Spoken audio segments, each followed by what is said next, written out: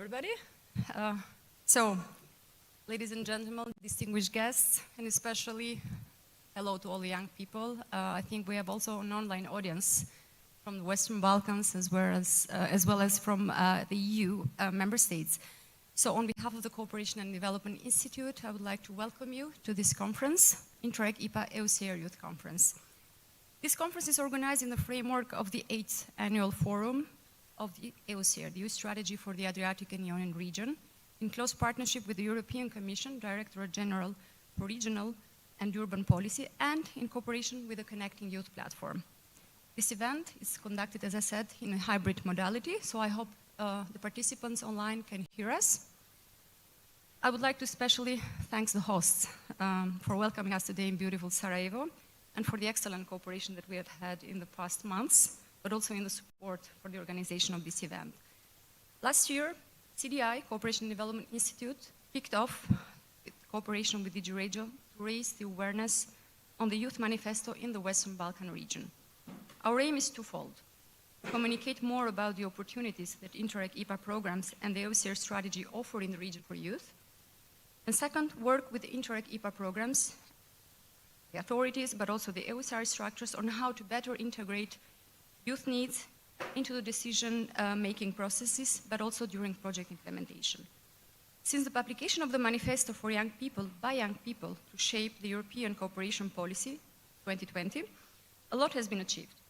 Many Interreg programs, mostly in the EU, I would have to admit, have taken on the challenge, and young people are being informed, consulted, empowered, and whenever possible, are actively engaged in the decision-making processes. Some programs need still to be opened up to youth and adapt accordingly their implementation.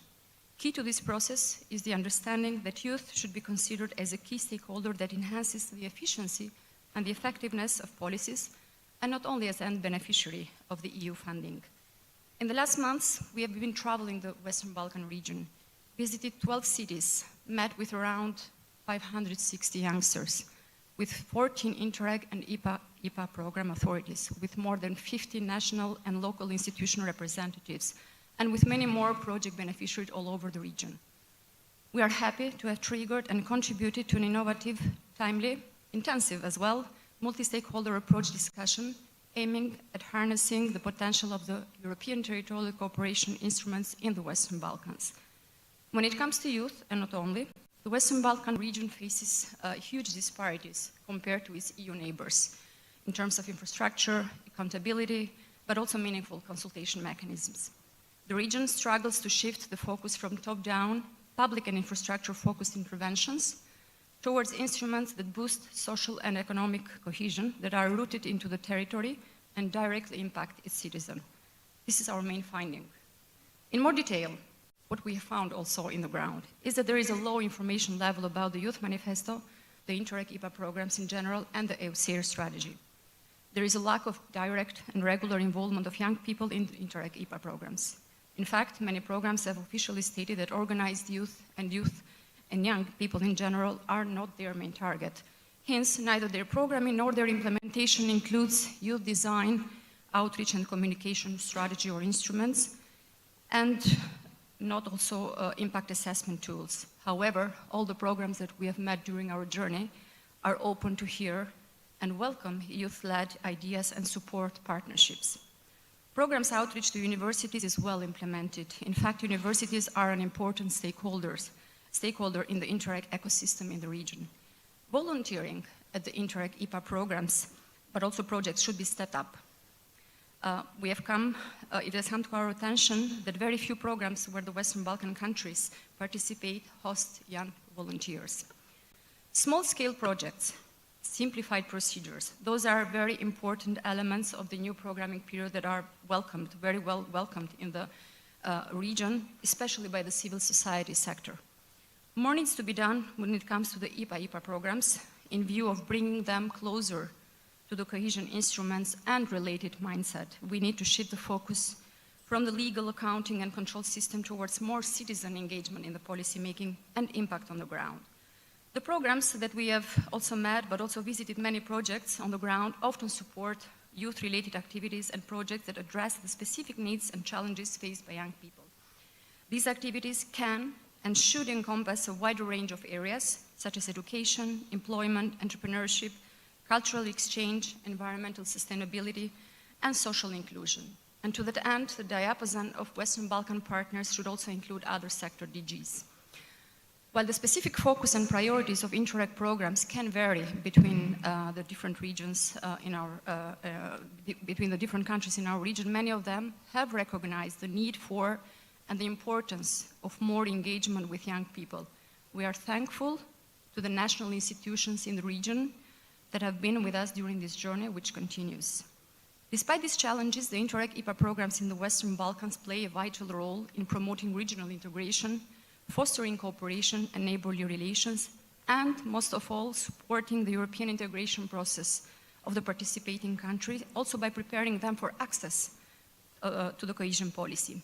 And efforts to address these challenges through capacity building, institutional strengthening, and stakeholder engagement are essential for the successful implementation of these programs. Ladies and gentlemen, dear participants, this year marks 20 years of the Thessaloniki Summit, and as the region struggles to retain its youth, we need to bring to the table of the policymakers concrete proposals on how cohesion-led instruments can speed up the pace of enlargement. Bringing in our youth can be the spearhead of a more dynamic Western Balkan accession process with a focus on convergence and cohesion. Lessons learned from the implementation of the strategy, and we will have many events also to understand the progress and the implementation, but also of the Interreg IPA programs, need to be front-loaded into the screening and negotiation of Chapter 22, which for some of the countries in the region have started, will start to be negotiated in the mid of this year. I hope that this conference today, the contribution from the distinguished panelists, and also the results of our work on the ground will contribute to recognize youth in the Western Balkan region and broader in the EUSAIR region as an indispensable actor and contributor to more resilient and cohesive societies.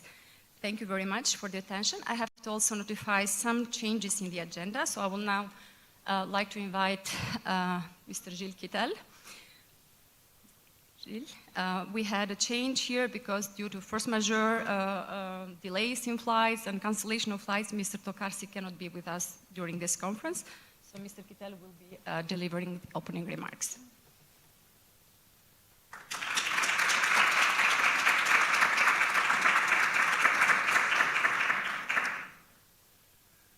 Good morning, the Ambassador, dear Mr. Edin Dilberovic, dear ladies and gentlemen. I'm very happy to be with you. I'm sorry indeed that my director is still stuck in Zurich. This is due to the weather conditions. It's a very unfortunate situation, but nonetheless, I will try to do my best, to explain you why, we find so important to involve young people in our work. But first, I would like to thank CDI. They have worked with us now for a few months on this action to try to activate the young people, to meet them, to understand better the expectations, and to see how our programs, the strategy, and I would say even the strategy is plural because the Danube strategy is also represented here. And I assume they have also a willingness to engage young people, how we can do better. The starting point is actually a document that DG Regio made 3 years ago, I would say approximately, which is called the Youth Manifesto. It was actually mentioned, you see, on the billboards. It's actually a document which was drafted by the young people for the young people. So really, it was very important for us that the process was really steered by the young people and, in a way, not something piloted, let's say, a bureaucratic exercise, let's say, sometimes as it is. Based on that, actually, this manifesto made a few recommendations how we can do better. And that's why we try to understand through this work whether we have actually progress on this path and what we could improve further. So that's really the project that we have carried out with CDI, and I would like really to thank them for the work already done. We are almost at the end of the action, but I have to say I'm very proud about the work done. So, as it was mentioned already, we want to put more light on young people. We know that there's really a challenge in the region with the brain drain, which also the skills of the young people. We see also a world changing very fast. It's not linked to the region, but when you see the increasing importance of the artificial intelligence, you see that in terms of robotics, there are different, I think, challenges ahead of us, all of us, and we are convinced that young people will be obviously extremely important, you see, in this changing world. So that's why we think that young people should have a better place in our policies. But when we say our policies, it's also in the policy making. So it's really for you, obviously with the skills that you have, the expertise, but to bring this already to the discussion that we have. The purpose of this is obviously actually the purpose that DG Regio is aiming at, which is what we call the cohesion. So actually it's really to reduce the disparities between the countries in the EU, and even within each country, the disparities in the society. Because our thinking is to say that the bigger those disparities are, the bigger the distrust is also towards the national institutions, the politicians, the system in general. And we need, in reality, if we want to move forward, to have more cohesion. So again, young people for us are a very important actor, and that's why we are happy that there is this event today. What I would like also to mention in this opening is that the strategy, EUSAIR, we call it, so it's the Adriatic Union strategy, is currently under revision. So we want, in the new version, to put more space to young people. We want also to involve you in what we call a youth council. So there will be also bodies, a governance to really animate this participation. But again, we cannot do it without you. So it's important that you, your friends also, people following us even on the social media, if they're interested, they're joining us, because you understand here it's a call that we're making for you to join us, you see, in this effort. But without you, we cannot do much. I want to be very clear in this. Just to mention also about the strategy, we think this is an interesting platform because it's a very agile platform. It's not a program with strict rules. It's something much more, in a way, open, flexible, which can also adapt much faster to the environment that we're facing. It's also a platform where you can meet other people, other young people. So again, it's not, we don't say that the EUSAIR, the strategy will solve all problems, but it can certainly help. And that's probably the most important. And that's, again, why I'm really calling you today to join us in this effort. But again, we will hear today, you see, people who have actually already experienced a bit the involvement with young people and other people who are reflecting on how we can do better. That's, I think, also the purpose of this, event today. So we need to translate really, because it's obviously a political commitment of the Commission to involve you, but you understand we have to see how concretely we can do that, because that's the difficulty, how we move from the political speech or the policy, let's say, willingness that we are expressing to concrete actions which really deliver results, because that's what matters at the end, is that really you are mobilized on those things. So again, I would like to thank you for your presence today. I hope you will be, you will participate, don't be shy. That's what we say always. There's no silly question, on the contrary. I want to say also that I'm here around, so if you want to come and talk to me, you see afterwards, no problem. I will be here until Thursday. So obviously now, but even later. So don't hesitate, absolutely happy to make this journey with you. So thank you, wish you a nice event, and happy to discuss if you want. Thank you.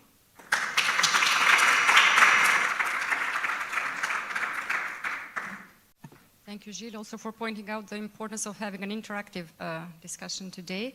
I would like now to invite Mr. Edin Dilberovic, Director for European Integration of the Council of Ministers of Bosnia and Herzegovina, for his keynote address.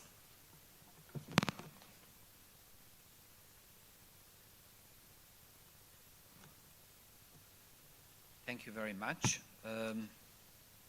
Don't worry about the paper. It's font 14 and it's just one page, so it will be very short. Dear distinguished guests, representatives of the European Commission, dear colleagues, I am delighted to welcome you to the 8th EUSAIR Forum in Sarajevo, and I sincerely hope that in the next few days you will enjoy Sarajevo and gain new knowledge and experience along the way. And by the way, thank you very much for bringing us a nice weather, because if it was the last week, it would be awful. As you are already acquainted, the main topic of this year EUSAIR Forum is how to fight this so-called brain drain in the context of EU enlargement. So I hope also, looking around the whole, that the result of people sitting here and a lot of chairs empty, it's not the results of the brain drain. Probably it's a result of the nice weather and the flight rescheduling. So hopefully in the afternoon or tomorrow it will be better. Therefore, the Bosnia and Herzegovina presidency team dedicated the most of its one-year-long EUSAIR presidency period to the young people's active participation in definition of common policies and actions relevant to the EU enlargement and EUSAIR macro-region development. Thus, the BH EUSAIR presidency team supported several events which were organized during the presidency period dedicated to the youth involvement in the process of EU integration. The Youth Consultation Task Force has been formed and 3 very constructive meetings were held. However, the EUSAIR members could not agree on the common approach to form the EUSAIR Youth Council, since there are different standings regarding selection criteria of the members of the future Youth Council. Surely these activities will continue during the Croatian presidency of the strategy. As the President of the European Commission, Ursula von der Leyen, once said, from climate to social to digital, young people are the heart of our policy making and political priorities, making 2022 the European Year of Youth. Indeed, young people are a key driver of change in all segments of society and a crucial benchmark of society's improvement, especially when talk about EU integration process in the Western Balkan countries. Additionally, a new momentum was generated during the end of the last year when the EU granted the candidate status to Bosnia and Herzegovina.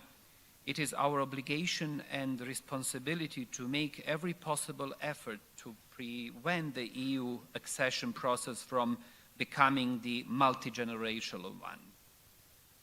Therefore, I encourage all of you to take advantage of the opportunities available to you and to empower other young people by your example to become part of the decision-making process. With these remarks, I would kindly invite you to use this opportunity to discuss relevant topics and to connect between each other. I wish you a productive conference and successful discussions. Thank you very much.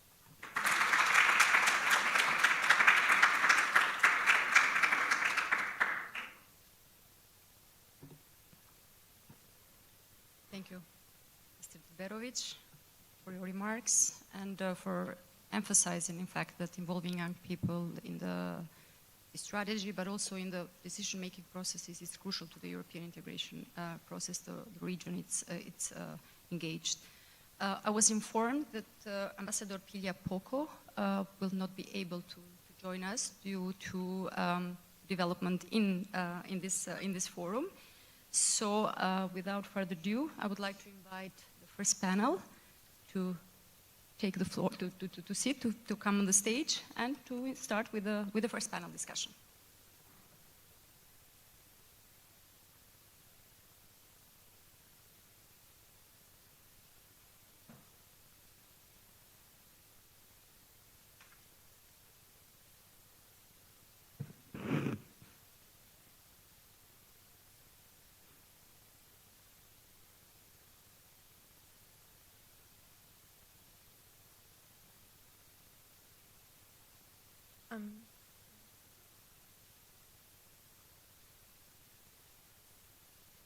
Okay, thank you very much, Crisela.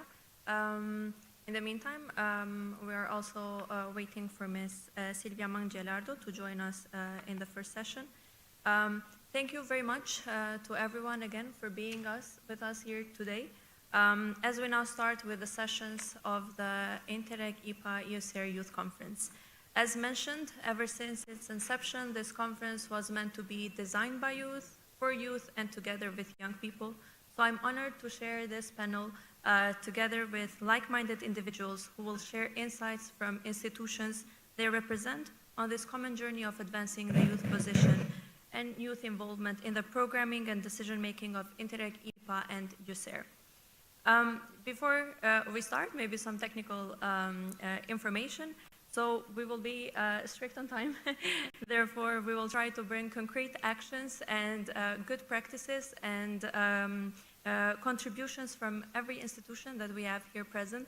We also have a lively audience together with the online one. So we will try to give the space for sharing ideas, asking questions, and sharing thoughts on the topics that we are discussing here today. With that being said, we will start our first session from the Manifesto to Action. Have we addressed the recommendations? To discuss on the amendment of Youth Manifesto recommendations in the Western Balkans and the feedback from the ground received from CDI's journey on raising awareness on Youth Manifesto in the Western Balkans, I am happy to introduce our first panel composed of Ms. Silvia Mangelardo, Head of International Relations Office from Marsh Polytechnic University, Uni Adrian, Ms. Iman Maslic, Governing Board Member from the Youth Council of the Federation of Bosnia and Herzegovina, Ms. Dea El Maslari, Public Relations and Marketing Manager from Tirana European Youth Capital and the National Youth Congress of Albania, and joining with us online, we are happy to have Ms. Sanda Šimić, Assistant Minister at the Ministry for European Integration of the Republic of Serbia, and Ms. Bekta Djidjel from Interreg Volunteer Youth. Before I give the floor to the panelists, I would invite you all to watch a short video, a compilation of youth voices from our region, some bright young people that we met during our journey in the region.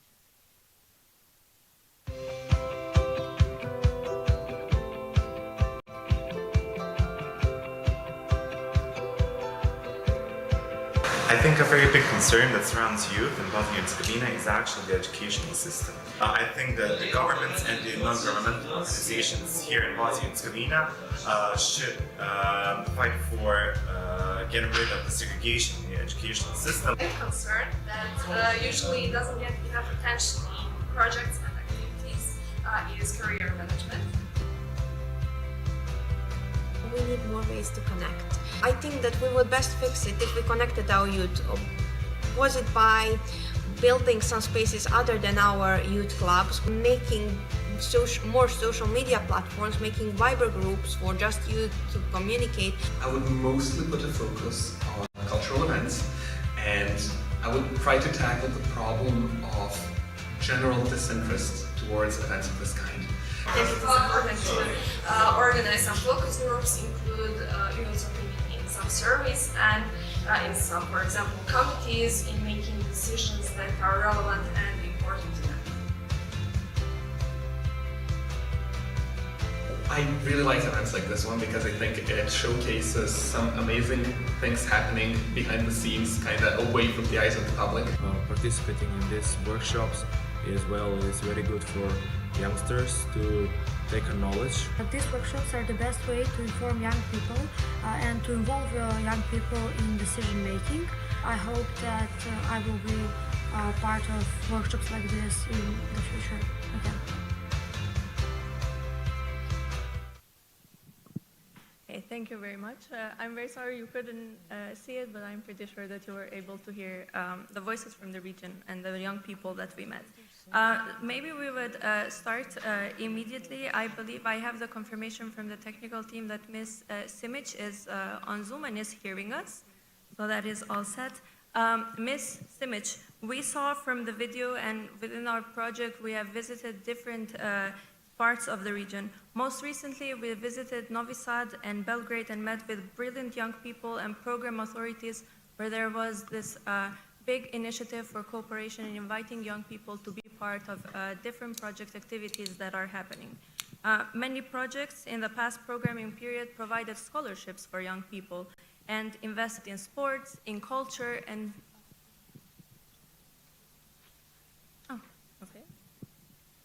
a little change in the technical perspective. And in Novi Sad, we saw that there's been, for different projects that have been invested, has been this big contribution that is happening then from the youth perspective and the youth side. Investing on young people definitely seems the way to go, and we also saw it from the the courage that young people have to be involved.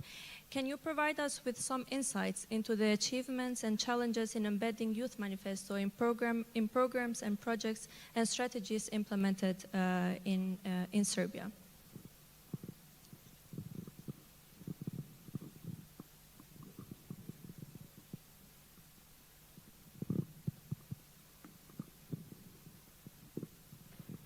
I believe Ms. Simic can hear us.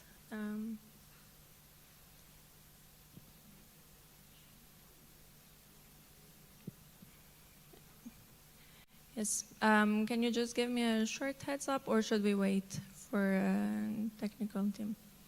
Okay, she will be with us.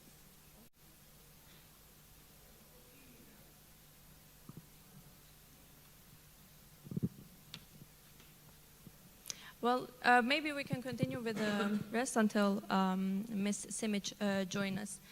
We heard from the video the need to connect, the need to co-create, and yes?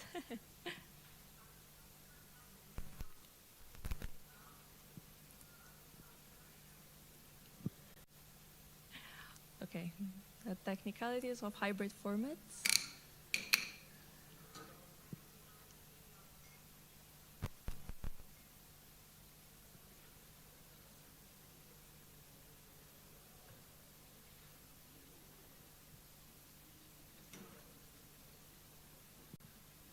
Okay, we will continue. We heard from the video the need to connect, the need to co-create, be it through different means, be it through courses, through online Zooms, through digital connectivity, and so on. We have Ms. Mangialiardo today with us, who from Uni Adrian can share with us some of the good actions and the projects that have been happening. Uni Adrian seems as the entry point for young people precisely to address this need that young people have in the region. Can you share with the audience and with us today glimpses of Uni Adrian's recent work directly involving young people? Yes, of course. Is my presentation available?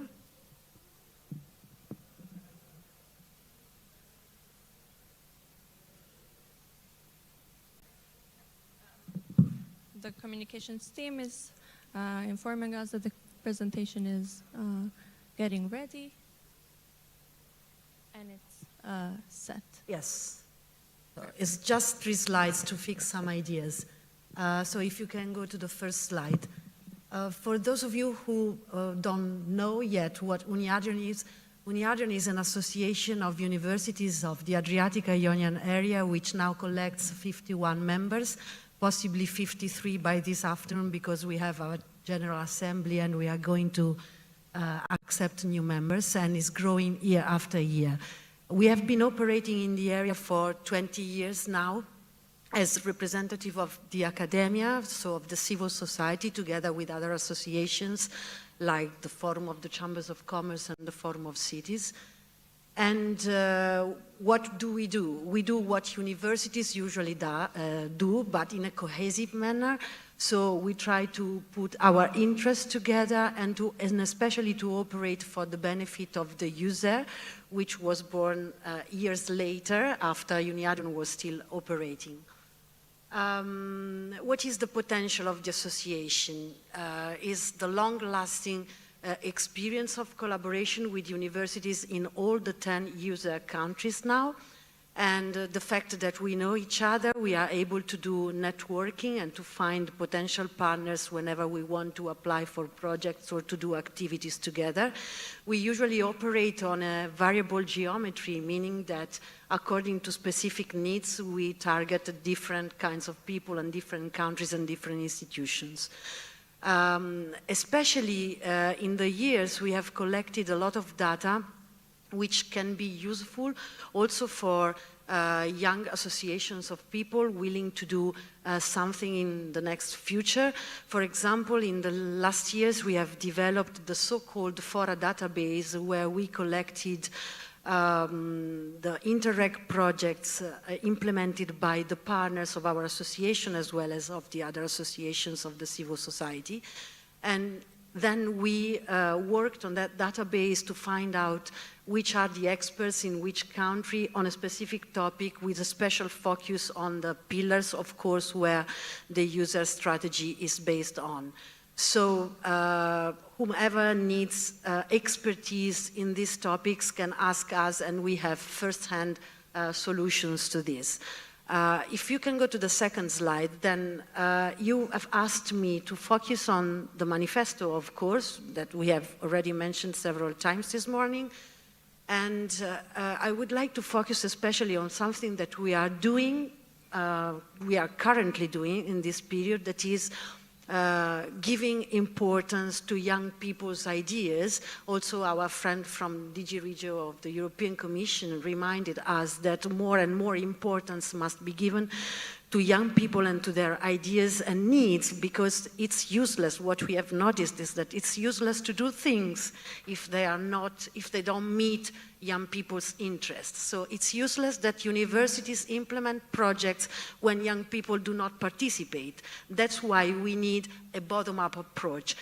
And to do this, we are implementing some activities in this period which aim at greater involvement of young people, starting from university students, who are our first and main targets. We have submitted a project in February this year under the Erasmus Plus program, Action Capacity Building in Higher Education, because this is the approach of the strategy, that is using existing money, existing activity to do new things. And thanks to this project, we would like to have students' associations starting from Erasmus Student Network, which are very active, to cooperate with universities in developing internationalization policies. We hope that the project will be financed. If it is not, we mean to do it all the same. That's why we have a meeting this afternoon with the representatives also of Erasmus Student Network, including meetings with Erasmus Student Network Bosnia tomorrow. And also, besides this, we are planning to start a new annual student conference, which should work hand in hand with the university associations. So, from one hand, the institutional part, the rectors, professors, people who make the university move, and on the other side, the students with their needs, with their ideas, with their what they need us to do. And also another initiative which we call the Student Ambassador, and which we are going to develop together with these things. But what we have done in the recent past, and this is my last slide, we have done some activities which involved people, and I'm very happy to say that we found a great interest in young people. One of these projects that we have just closed is called EUSAIR for Youth, and was implemented in collaboration with the DG Regio of the European Commission, and thanks to the money granted by them. Thanks to this project, which we run together with the Durrës municipality in Albania, we opened a paper competition among young people to ask them to give us their idea on how to better implement, develop the user strategy. Out of these people participating, we chose 10 people, the best 10, who then went to Brussels for 1 week in October 2022 to visit European institutions, and it was very helpful for them and very interesting for us because they met together and also they could think of new things of doing together. And also, we are very active, of course, in the Erasmus mobility. That's why 3 years ago we accredited an Erasmus Plus consortium, which is called Uniadra in Italy, and is aimed at implementation of mobility of students and staff, again under the Erasmus Plus program. Unfortunately, it was accredited for the first time during the COVID period, so the launch was a little slow, but now we are starting and we notice a great interest among young people.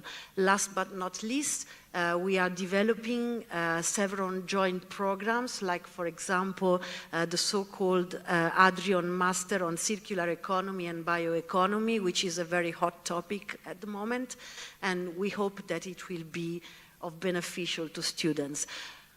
I would have many more things to say, but I know that I have to be short, so I invite all of you to ask questions if you want, because...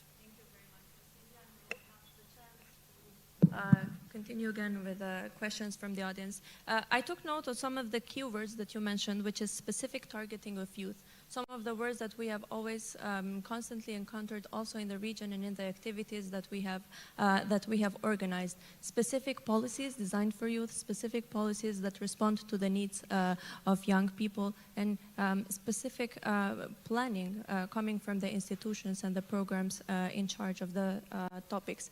I received a notification that now we have Ms. Simic with us, which is, we would like maybe to hear precisely on this, the challenge of designing specific youth policies that target young people, and also the challenges that have been encountered when aiming to embed the recommendations coming from the Youth Manifesto in Serbia. Ms. Simic, the floor is yours.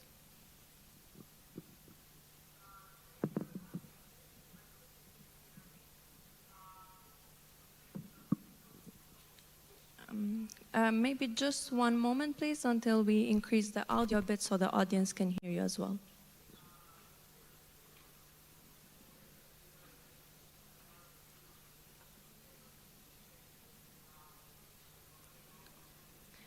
Ms. Simic, maybe we can wait just for a moment so that the physical audience can hear you as well.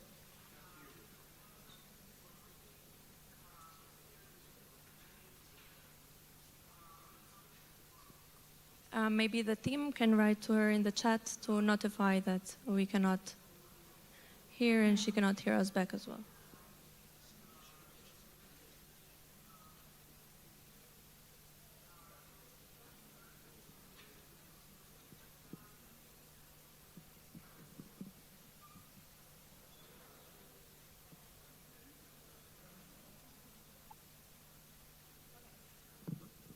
Can you confirm me that you hear me? Now we can hear you. Now we can hear you, and you can hear us as well, right? Okay, I can hear you as well. Yes. Okay. Yes? Perfect. Okay. Yes. So should I I believe start you then? heard also okay, the question. Great. Okay. Okay, great. Okay, I'm restarting. So I don't know if you have heard me. I just said that I would like to express my gratitude to and big hi for Mr. Kittel and Mr. Dilberovic, Gilles and Edin. We work together for a long time. We are not only dear colleagues, but also friends. Also to Priscilla, who we know and whom I know for a long time. We are in this Interreg world for many years, and we are. I can be very sure that I'm speaking on behalf of everybody, that we are grateful for the opportunity to implement the Interreg programs and CBC programs, how they're called, between EU non-member states, since the results are really very tangible and can be seen.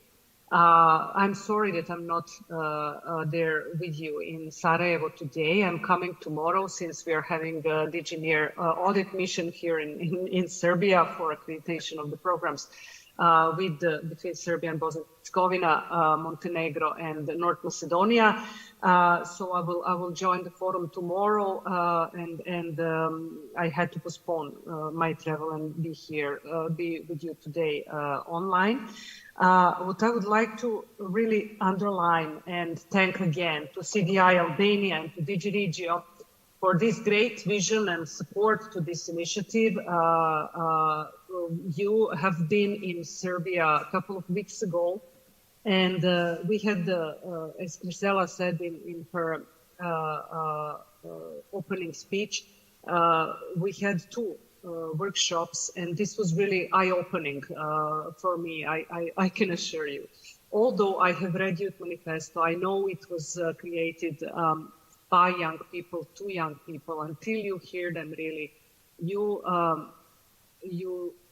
cannot understand or realize how far advanced they are in thinking, in understanding the world, and how we need to really invest a lot of energy and patience, you know, to hear them, because they do have a patience with us. However, the way of thinking is so fast forward that we really need to adjust as the conclusions were presented by Gilles and Crisella. World is changing very fast, and they request small-scale projects, simplified procedures. Young people are not seeing sufficient impact on their lives of the programs when they have to apply or they have to participate through their schools, universities, through institutions, as they say, governed by adults. And this was also very, very interesting. It is not that they have something against adults, you know, but they feel that they cannot be heard or use sufficiently the benefits of the programs and the funds if they are not open the possibility to directly participate in the program. So we took that very seriously, and we will try to adjust as much as possible to their needs, but also we will try to gather, let's say, their ideas and their thoughts and try to reflect on that in the future. We are having, you're probably aware of that, Adrian program ongoing, call for proposals. So this is a great opportunity for everybody to participate, and there are a lot of topics that I'm sure that will be interesting for young people as well. But something that is for us very important is that for the program actually between Serbia and Bosnia and Herzegovina, it is cross-border cooperation program. It is not Interreg, since it is between non-member states. One of the priorities is youth. So in most of the programs, attention to youth and youth issues are horizontal priority. So young people need to apply in some sectoral priorities. However, in our program between Serbia and Bosnia and Herzegovina, youth is one of the priorities of the program. So as I said, we are accrediting now, and we expect the opening of the call for proposals till the end of this year, or maybe beginning of next, but we hope at the end of this year. And I'm really looking forward. We will try to organize some specific workshops or info days for the young people in order to adjust to their ways of communicating, in order to the message to be heard or to reach young people.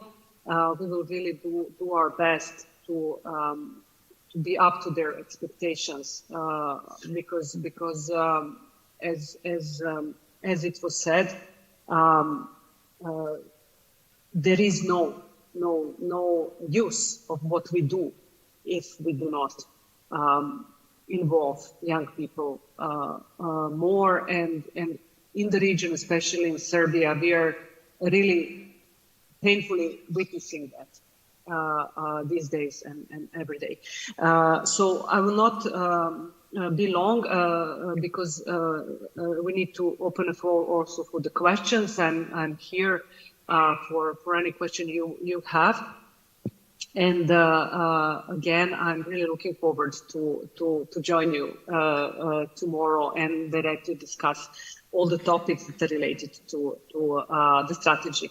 I hope also that I will now stop because I'm having very poor feedback, you know, from the technical point of view. So I hope that you have heard me and that I will be in position to answer the questions. Thank you. Yes, thank you very much, Ms. Simic. We heard you and you provided very valuable insight also when mentioning that youth are not seeing sufficient impact. It's precisely this perspective of receiving information or insights from the ground which has helped us to create an idea of what is happening and exactly what is needed for young people. To do this, youth councils have been our main partners also towards all this journey because they have been able not only to work with young people every day, but to see what are the needs, what is the impact, and where we should focus next. Maybe we can start with Iman to tell us more. Do you, from your experience and from the work that you do every day, do young people feel close to these programs? What is the perception and what is the data or the insight that is coming from young people? Thank you, dear Gresa, for your question. Big hello and greeting for all of you present here. That's true. Youth Council Federation of Bosnia and Herzegovina have a really big part in several projects and programs in regional level. And through that, we really had opportunity to meet a lot of different young people that have a lot of different opportunities and maybe some kind of thinking about all the programs that we provide them. But before I answer to your question, I will just briefly describe what we are really doing in our organization. Basically, Youth Council of Federation of Bosnia and Herzegovina is an umbrella youth body that is oh God, I forgot the word, recognized by the law on Youth Federation of Bosnia and Herzegovina, and that law really is powerful because it gives a lot of space for young people to participate, mostly because it gives them rights and gives them obligation for participating on local, cantonal, or federal level in this moment. The reason why we always think about law and youth is because that is a mechanism that can help young people to achieve whatever they want because of their rights. We always talk about the young people being part of the process of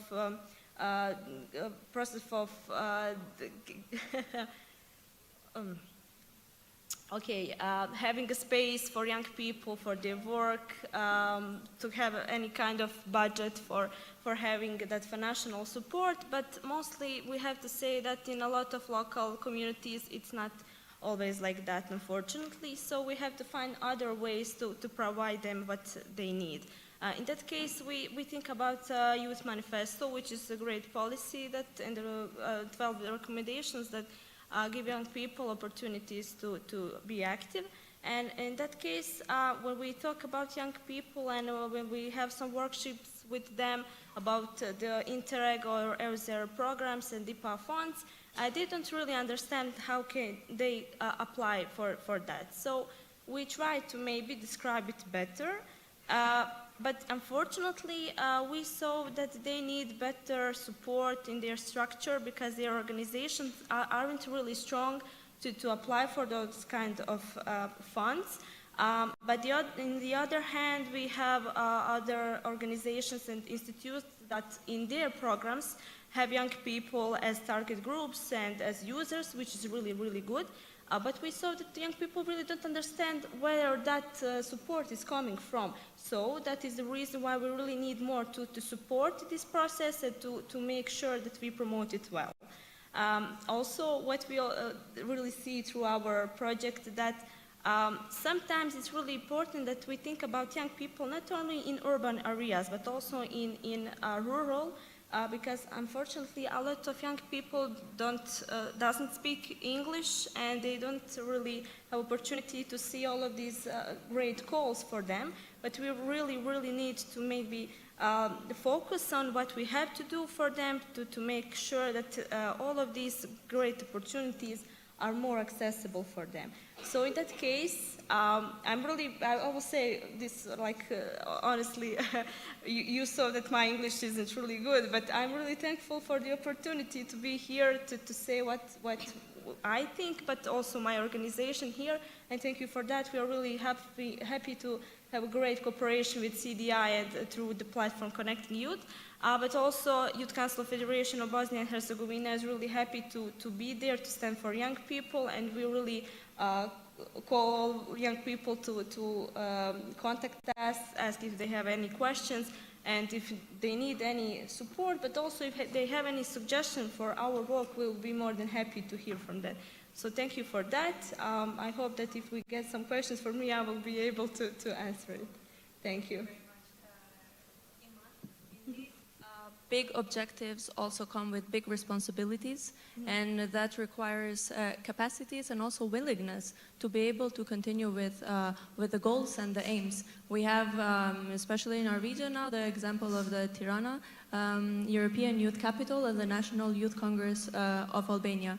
A big journey for a youth council that showed that big dreams and big objectives can still be achieved, and a youth council can be able to work with an institution, to adhere to all the rules, and to be able to continue with all the procedures and the processes that are part of everything that comes with it.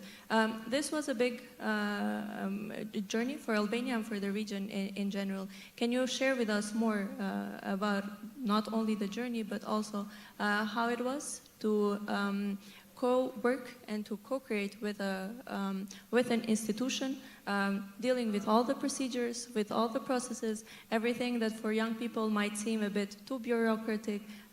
What was the perspective, and what did the title mean for young people? Hello everyone. Thank you, dear Gresa.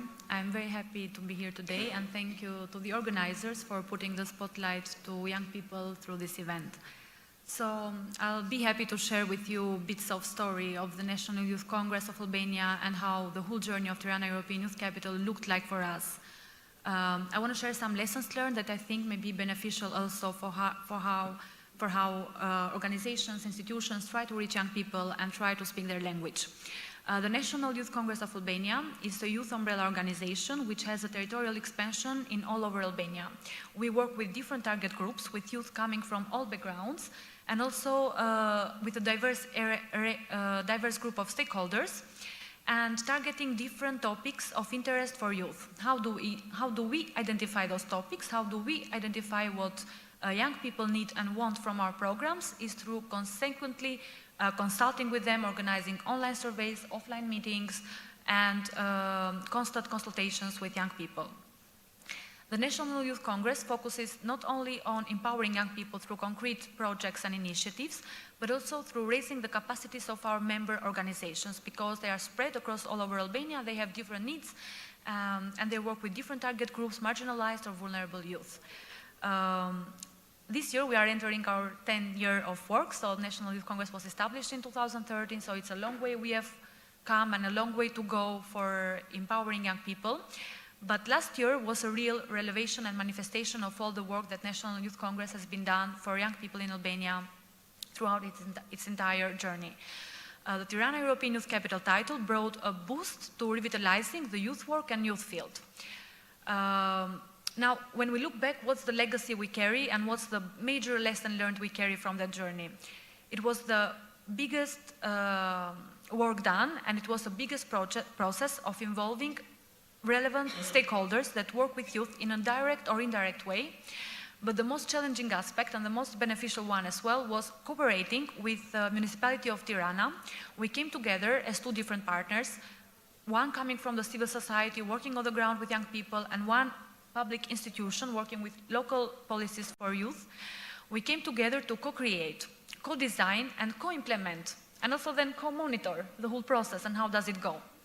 So it was very challenging, I can say, for both our parts. We both had to share from one another, we both had to understand one another, and the most important challenge was to speak with one language, to speak with one unified voice and reach to common understanding on how we are going to manage and how we are going to allocate funds, how we are going to diversify our programs, and how we are going to manage this granting scheme and these big investments for young people and youth organizations in Albania. So this was the major challenge that came with its own lessons learned. There are a lot of bureaucratic procedures in between, but there are also ways where we can sit down at the table, we can make our voices heard, we can bring the voice of young people to the table, and we can make institutions accountable for the work they are doing and for the funding and for the investments they make towards target groups we are working on. Now, in a world with a lot of information, young people are bombarded with information. Sometimes it's very technical, it's very difficult to get their attention and to make them understand why you are doing what you are doing. We need to simplify our messages. Not only we need to simplify our messages, but we need to sit with young people, not only as beneficiaries of our programs, but as our co-partners of this journey. And I see this reflected in the Interreg IPA programs as well. Sometimes young people face difficulties to understand how this program benefits the economic development of our countries, how they bring the region together, how they support our integration process to the European Union family. So we need to simplify those messages to them. We need to tailor the programs and make them relevant to young people's needs. And one other lesson learned is also that we need to consult them, to create youth advisory groups or youth councils, as Gilles also mentioned in his remarks.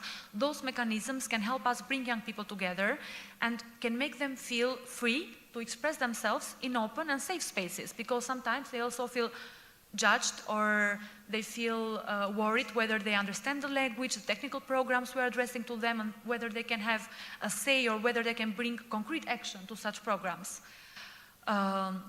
This year, the National Youth Congress, actually last year, the National Youth Congress also became a member of the European Youth Forum. We are looking forward to our membership in this forum and working also with other youth umbrella organizations in the whole region of the Western Balkans to bring forward the young people voice and their needs in the European level and connect better regionally as well.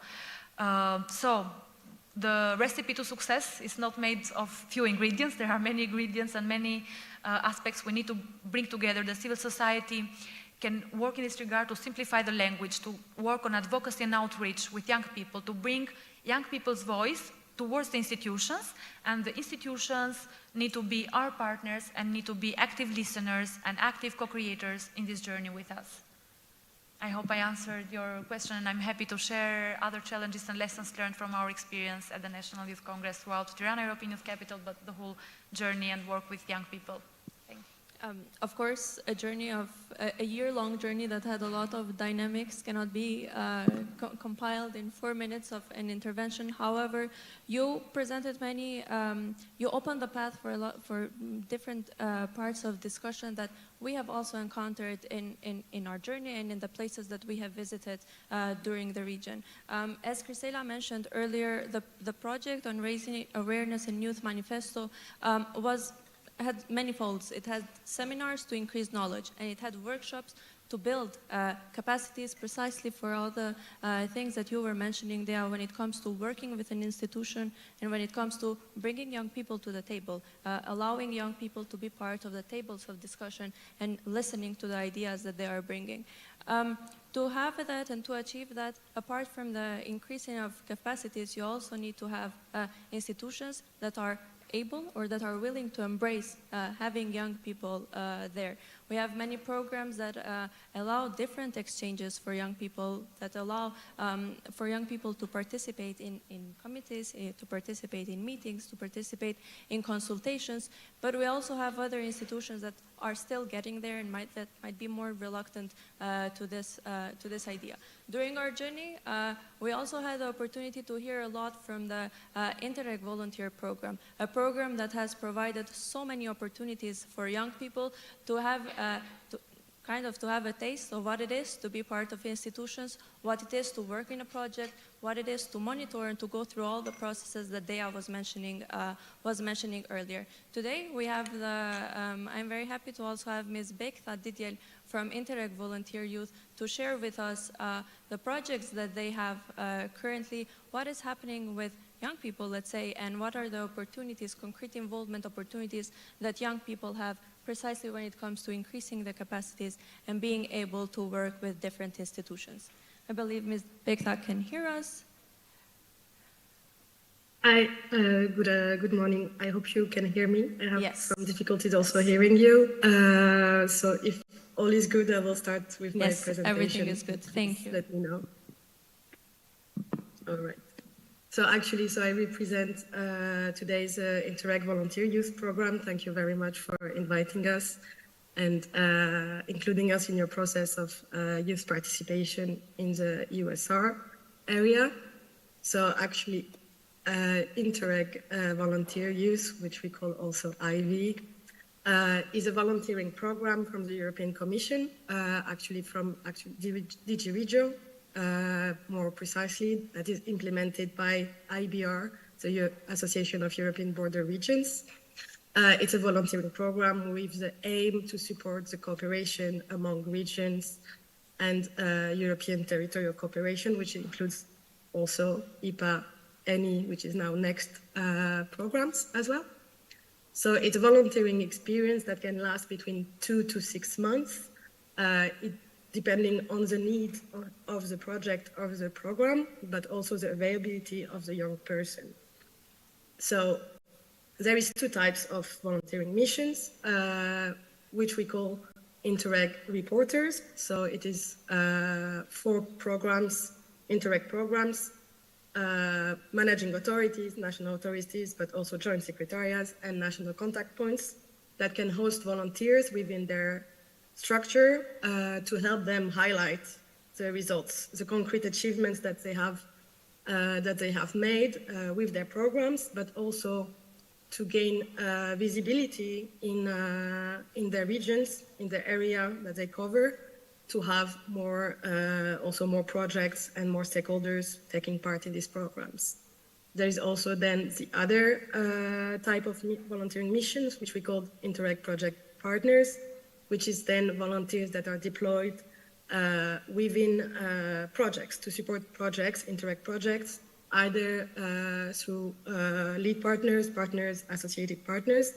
And in that case, the volunteers do actually 2 things. They help with a very much more technical aspect of the project. It can be about an environment project, health, other technical projects, and they come with their own skills, their own knowledge to contribute in this implementation and as well to bring visibility in these projects and what is the impact at the local level in their regions.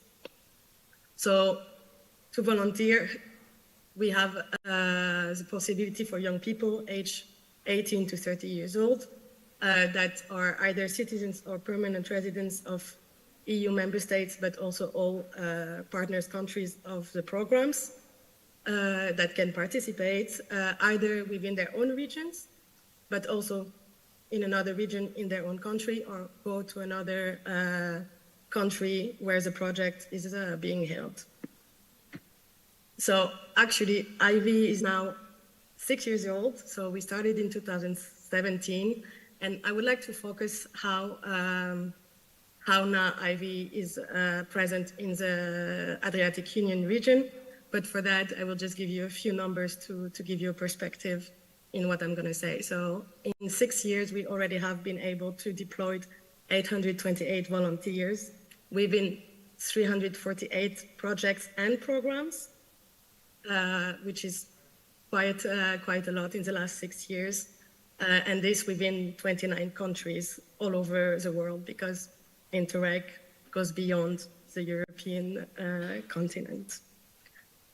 So we started in 2017, but we extended the IVY program outside the EU member states only since January 2020. So the IPA countries, the Western Balkans, have been able to take part in IVY since 2020, which is, I think we all remember, has been a bit of a difficult year also for movements, which has slowed down the participation, and also some projects had to be paused. So nonetheless, since 2020, in the EUSR area, 8 programs have already hosted volunteers within their bodies, but at the moment, those programs only hosted within their structure in the EU member states, but it is actually possible for the other structures in the IPA countries to also host volunteers within those programs. We also had many projects hosting volunteers as well in Greece, Italy, and Slovenia.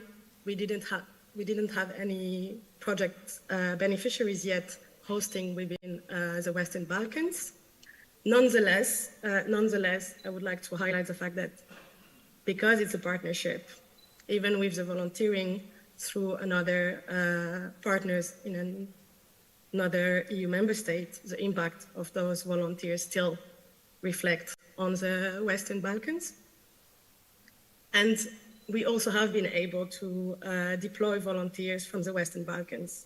We actually had a total of 5 volunteers from the Western Balkans being deployed within the EU.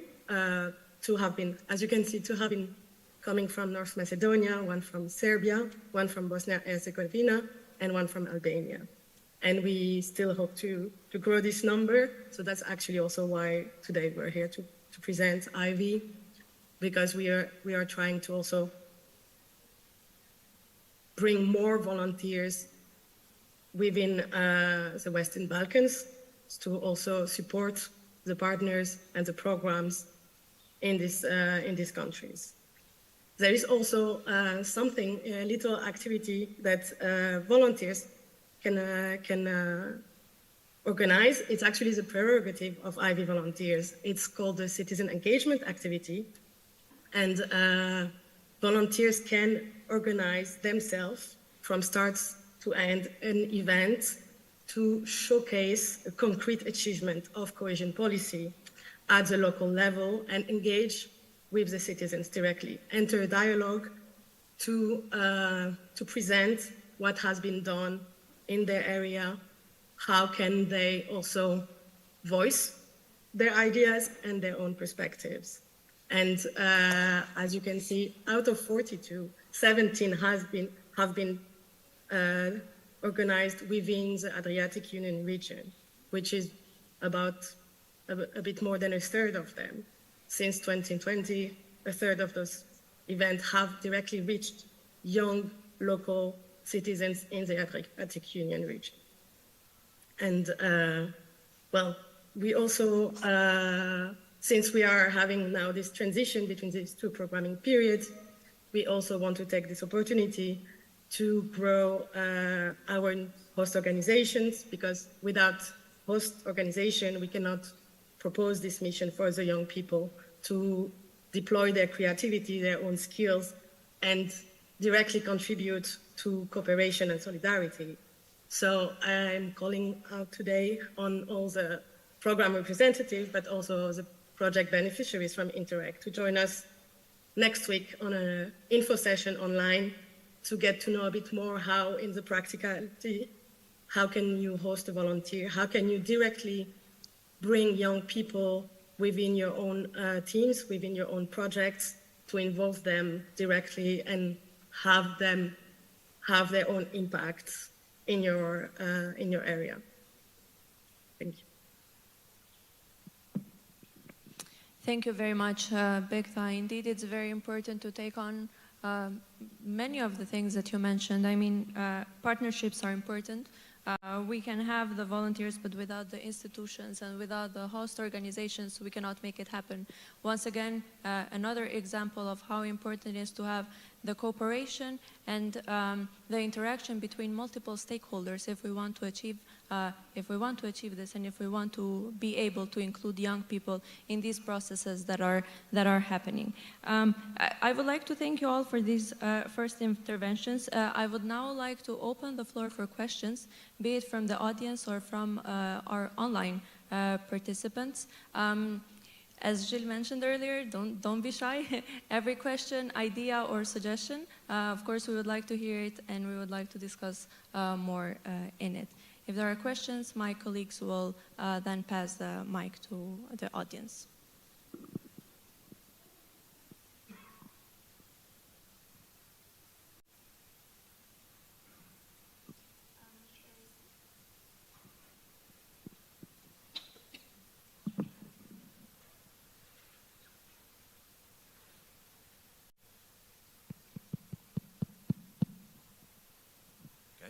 Thank you very much for such an important initiative. We are very happy to have been taking part of it.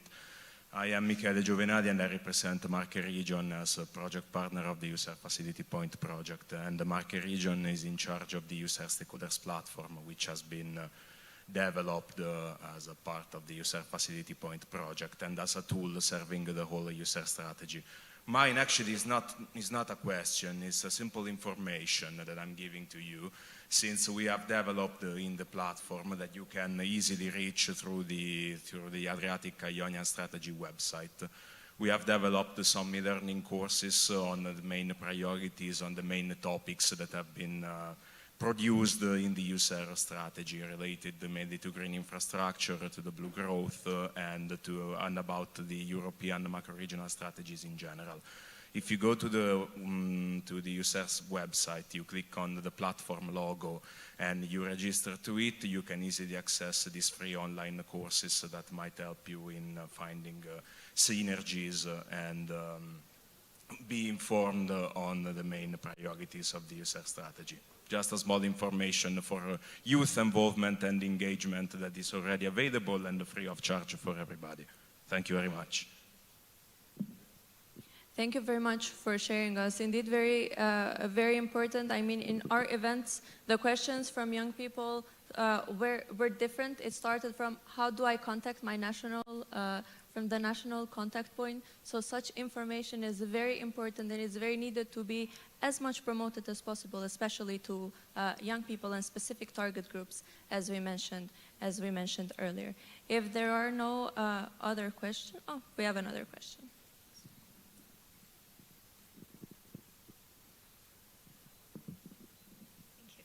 Hi everyone, my name is Julissa and I'm representative of the Young European Ambassadors Network.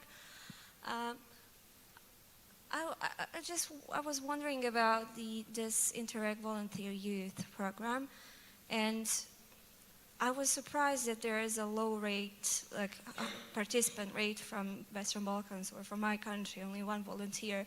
So I don't know if you can tell me or anyone can tell me, like, what do you think there is such a low participant rate, and how can we promote the program, and how can we, bring it closer to the youth of my country or the countries from Western Balkans? Thank you very much. I believe we still have Ms. Bekta with us, who will be able to give more information about the question first, and then we can also provide our one. Yes.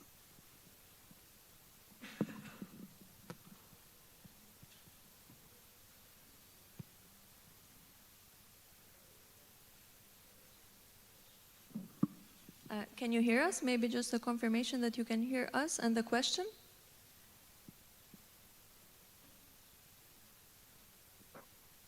I had impression that maybe somebody have asked some question. Could you please, because I don't know if it is for me or Bekta or we're having really difficulty in hearing. Yes, the question is about the Interreg Volunteer Youth Program, and the young lady would like to know more about concrete involvement opportunities for young people, especially from the region, considering the low involvement of young people from our region in the programs. Okay, so it was Rebecca. Okay. Thank you, thank you. So actually, so one of the reasons for now, I will say 2 reasons. So first of all, the IPA countries are either to host, but also the volunteers coming from the Western Balkan have only been eligible to participate since 2020. Even in a more global way between 2020 and 2021, with the pandemic, the program already knew a slowdown because it was also more difficult to move around, but also many projects have to stop their activities for a while. And without activities, well, there is also no missions. So we had a bit of difficulties at this level. But one of the reasons also, I will say, is to volunteer within Interreg. Many projects, many programs are projects and programs that cooperate with at least 1 to 2 languages. So this means that young people bring their skills, which is also their language skills. But I will take an example, someone that is from Serbia that speaks Serbian would like to bring their skills with their Serbian languages, will need to have a host in Serbia. So that's why I'm also calling out on project beneficiaries and programs in the region of the Western Balkans to apply to host these young people, because it is also a way to open the possibilities, the opportunity to all the young people in this region, as there is still many missions that are held in English that the young people can go take part in, and we encourage them to go take part in. I will also, ask you, as you're interested, to also go on our website, interregyouth.com. You will find on our website more detail about what is IV. We do also provide a financial support for the young people, because otherwise volunteering would be a privilege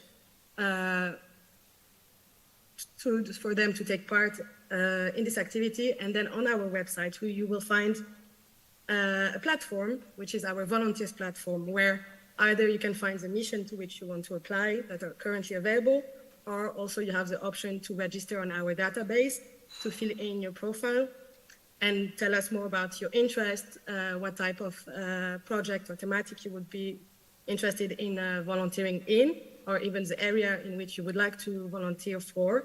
And we will also, on our side, once we have a mission, go back, look at this platform, look at the volunteers, the young people that are interested to take part, and then contact you back. And you will also be able to get notified every time there is a new mission, so that you don't miss any new mission, and be able to continue your engagement in cooperation and solidarity. I hope, did I answer your question?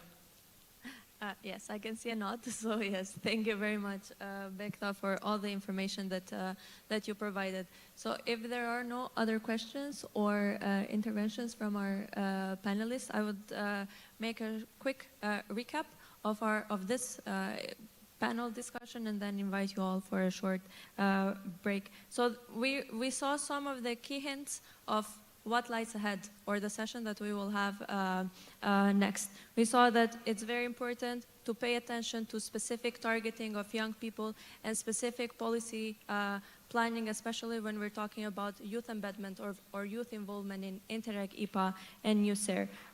Consistent and patience were mentioned by Ms. Simic as key for both institutions and for young people, as we see that the impact takes long, but consistent is important to be there. Objectives come with responsibilities. However, young people can take it. Young people have ideas, and they can bring a lot to the table once they are entrusted with those responsibilities. And that, yeah, partnerships are important. multi-stakeholder discussion, multi-stakeholder meetings, and conversations like these ones are the ones that push us forward. The next panel session will discuss precisely about this, what lies ahead in the future and what are the concrete involvement opportunities. We have very interesting and important speakers that will share with us concrete practices and work that is being done to ensure precisely such involvement and how young people can get involved. However, before we proceed to that, I invite you all for a short 10 minutes coffee break, and then we will be back. Enjoy the break, and yeah. Thank you. Where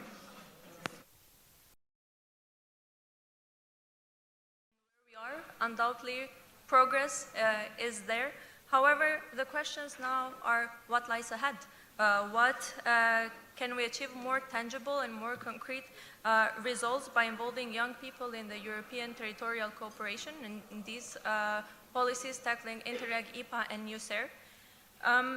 Our dear panelists with whom we will explore such questions are Ms. Simona Mamelli from the Italian Ministry of Foreign Affairs and International Cooperation, Ms. Zuica Zmejkowska from the EUSAIR National Contact Point in North Macedonia, Mr. Robert Lichtner, coordinator of the Danube Strategy Point, and Ms. Lidia Panasgru-Hadrovic from the Ministry of Foreign and European Affairs from Croatia, the upcoming EUSAIR presidency. Also joining in with us online today are Ms. Rebecca Marconi, PhD student from the University of Macerata, and Ms. Veronica Carpenti and Mr. Alexander Shari from Alcotra Youth Council, Interreg, France, Italy, Alcotra Youth Council.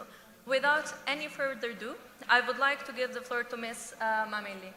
Ms. Mamelli, with the European Year of Youth leaving behind and with the European Year of Skills lying ahead of us, there seems to be a good momentum of leveraging concrete involvement opportunities for young people in Interreg and EUSAIR. The idea of establishing a youth council seems very exciting and that could provide more opportunities for young people. Can you please tell us what's the view from Italy on this youth council? Would it be an opportunity to further achieve the aims and goals of EUSAIR, especially when it comes to young people, and most importantly, what does this youth council mean to young people? Thank you for inviting us on behalf of my ministry. First of all, I'm here because our government is very supportive to the youth agenda in the Western Balkans. That's why we participated actively also in the process of establishing the EUSAIR Youth Council. Okay, everything started with the Youth Manifesto, and we are here to discuss, let's say, the empowering of youth in European territorial cooperation. Within EUSAIR, we were aware about that, and we decided to, let's say, to move on with the establishment of the Youth Council, taking into consideration also the request coming from the European Union in this sense. Our view, I mean, Italy within this process insisted a lot in creating the premises for, let's say, a space for participation for young people, for the stakeholders in the region to define what this EUSAIR Youth Council will be. Actually, the strategy, the EUSAIR strategy is the last that has, not in terms of times, because it is almost 4 years ago that we started to discuss about how to embed the youth in the strategy. But the process was, kept on, started under the Serbian presidency, then after the Slovenian presidency, the Albanian presidency, and now the Bosnia and Herzegovina presidency. The process was ongoing. We agreed that, all agreed, I would say, within the EUSAIR that, within the governing board, that youth should have an active role in the strategy. So we wanted them to be involved not only institutionally to support the governance, but also having an active role. And here I come to the point to involve them in the European territorial cooperation.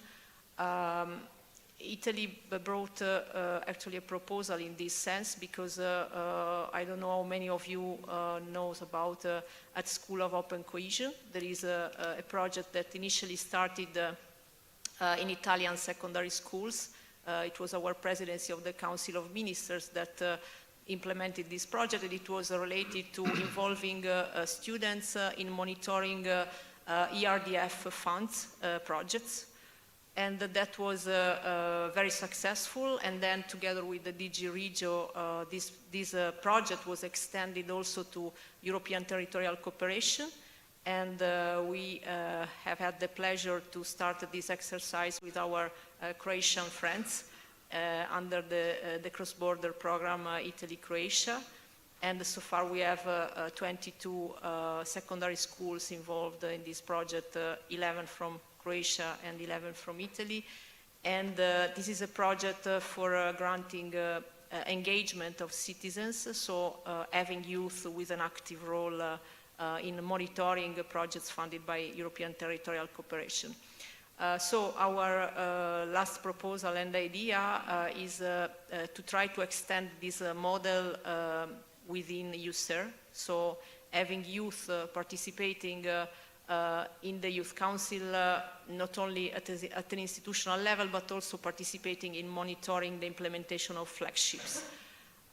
So we hope that by the end of the next presidency, we will see the EUSAIR Youth Council established with these twofold, let's say, two roles, not only being a mechanism for granting the participation of youth in the governance of the strategy, namely to establish and to participate to establish priorities, but also to help the strategy to grow and to monitor its implementation. So that's it. Thank you. Thank you very much, Ms. Mameli, for sharing all this with us. Indeed, the Youth Council seems as an interesting journey, both for young people, but also for EUSAIR, especially when it comes to what can both parties benefit from each other, what can young people bring and what they can also get from the establishment of this council, of this youth council. We have here also Ms. Zoica, who is representing North Macedonia, who has recently joined EUSAIR. We have also seen from our events and from our journey in the region that young people can provide a lot and can also be part of such processes when such initiatives are being established. From your perspective, can you please tell us what do you think that the situation is in North Macedonia with young people, especially when it comes to embedding them in the Interreg, IPA, and EUSAIR programming phase and having young people on board? If I may mention, our activities also serve for the creation of new partnerships, and we know that now there is also this good practice of cooperating with the youth councils. So how all these come together, and what is the perspective from North Macedonia? Well, thank you to start with for the invitation to be part of this panel and share our, let's say, modest experience, because we have joined the strategy in 2020, which was mentioned by previous panelists. It was a challenging year along with 21, so we had a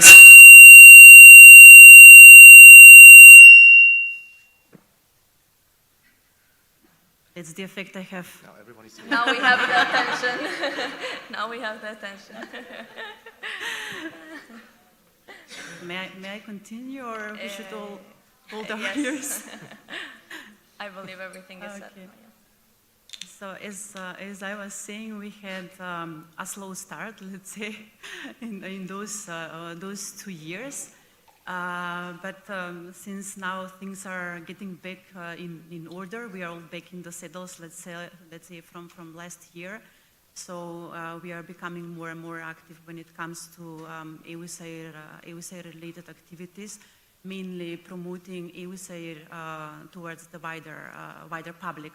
So in the past month, we had this challenge to first establish our national structures, which are for the time being quite stable, let's say.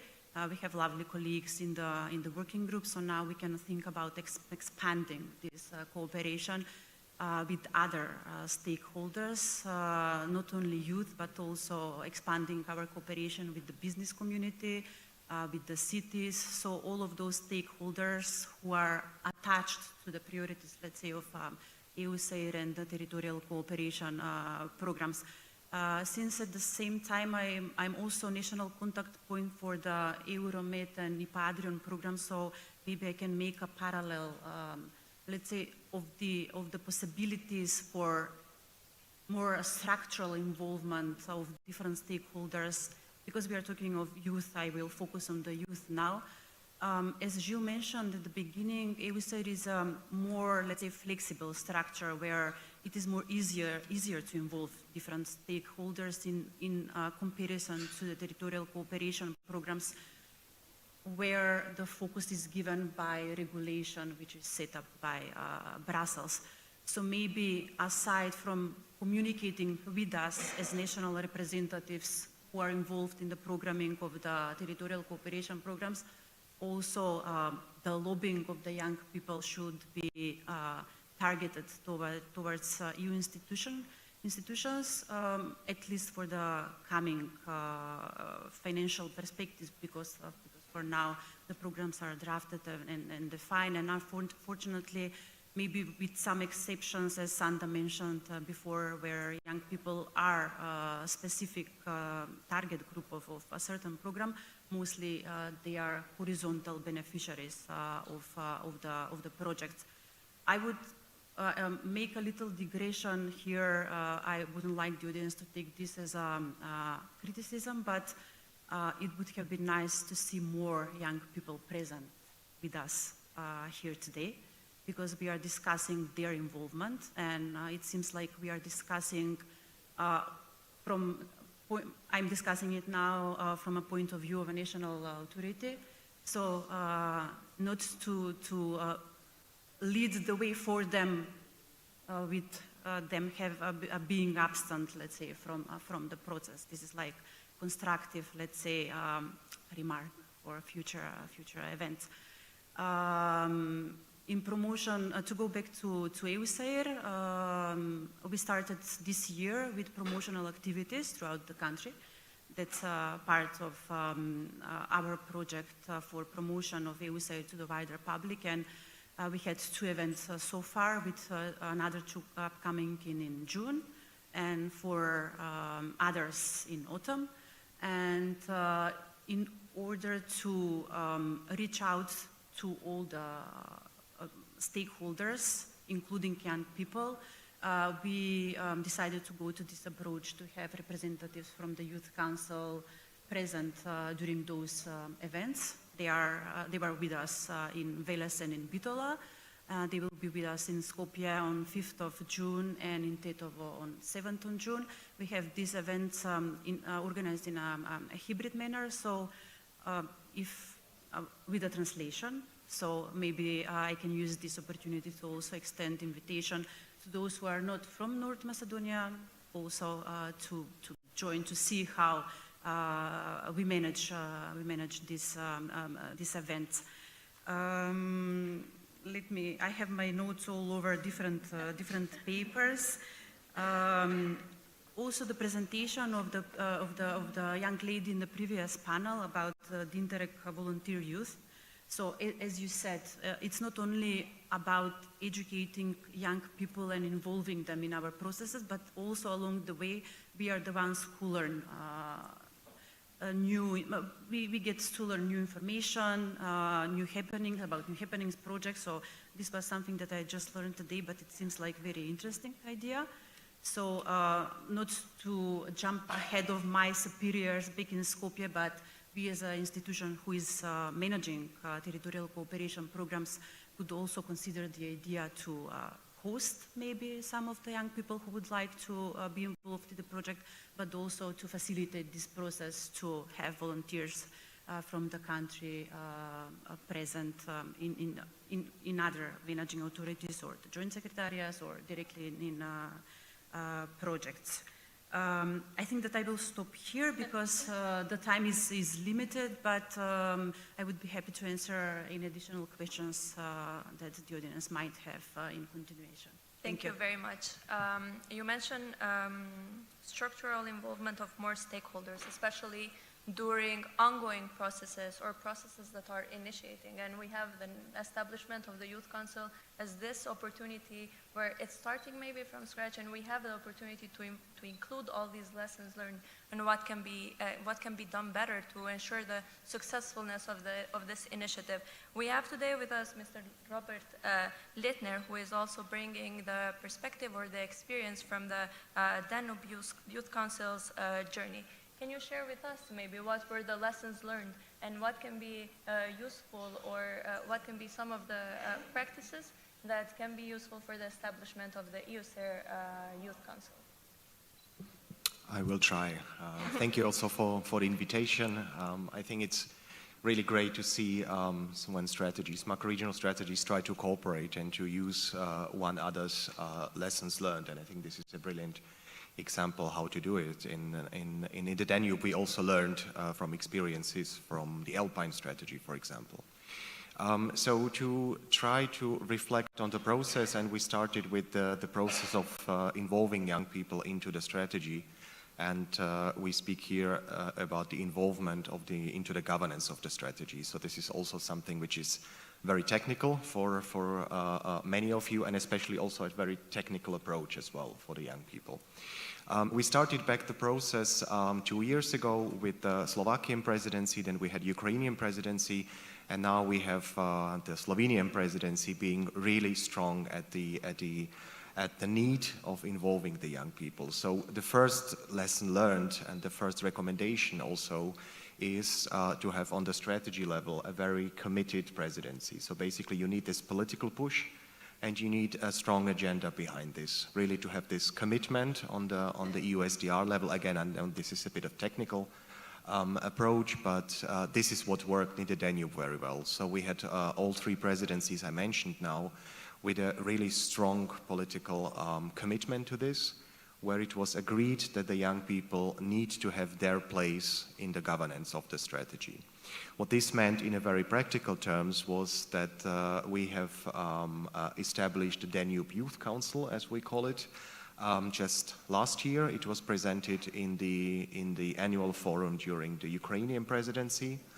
And we have from all 14 EUSDR countries, we have 14 countries there, 28 young people. So per country, we have 2 representatives who are representing their generation from every single country. So also the approach here was not to have representatives from governments, from organizations, but really to have young people who are interested in territorial cooperation, in the macro-regional cooperation, them going through a very transparent application process. So we had open application for 3 months, where everyone from every country was able to apply.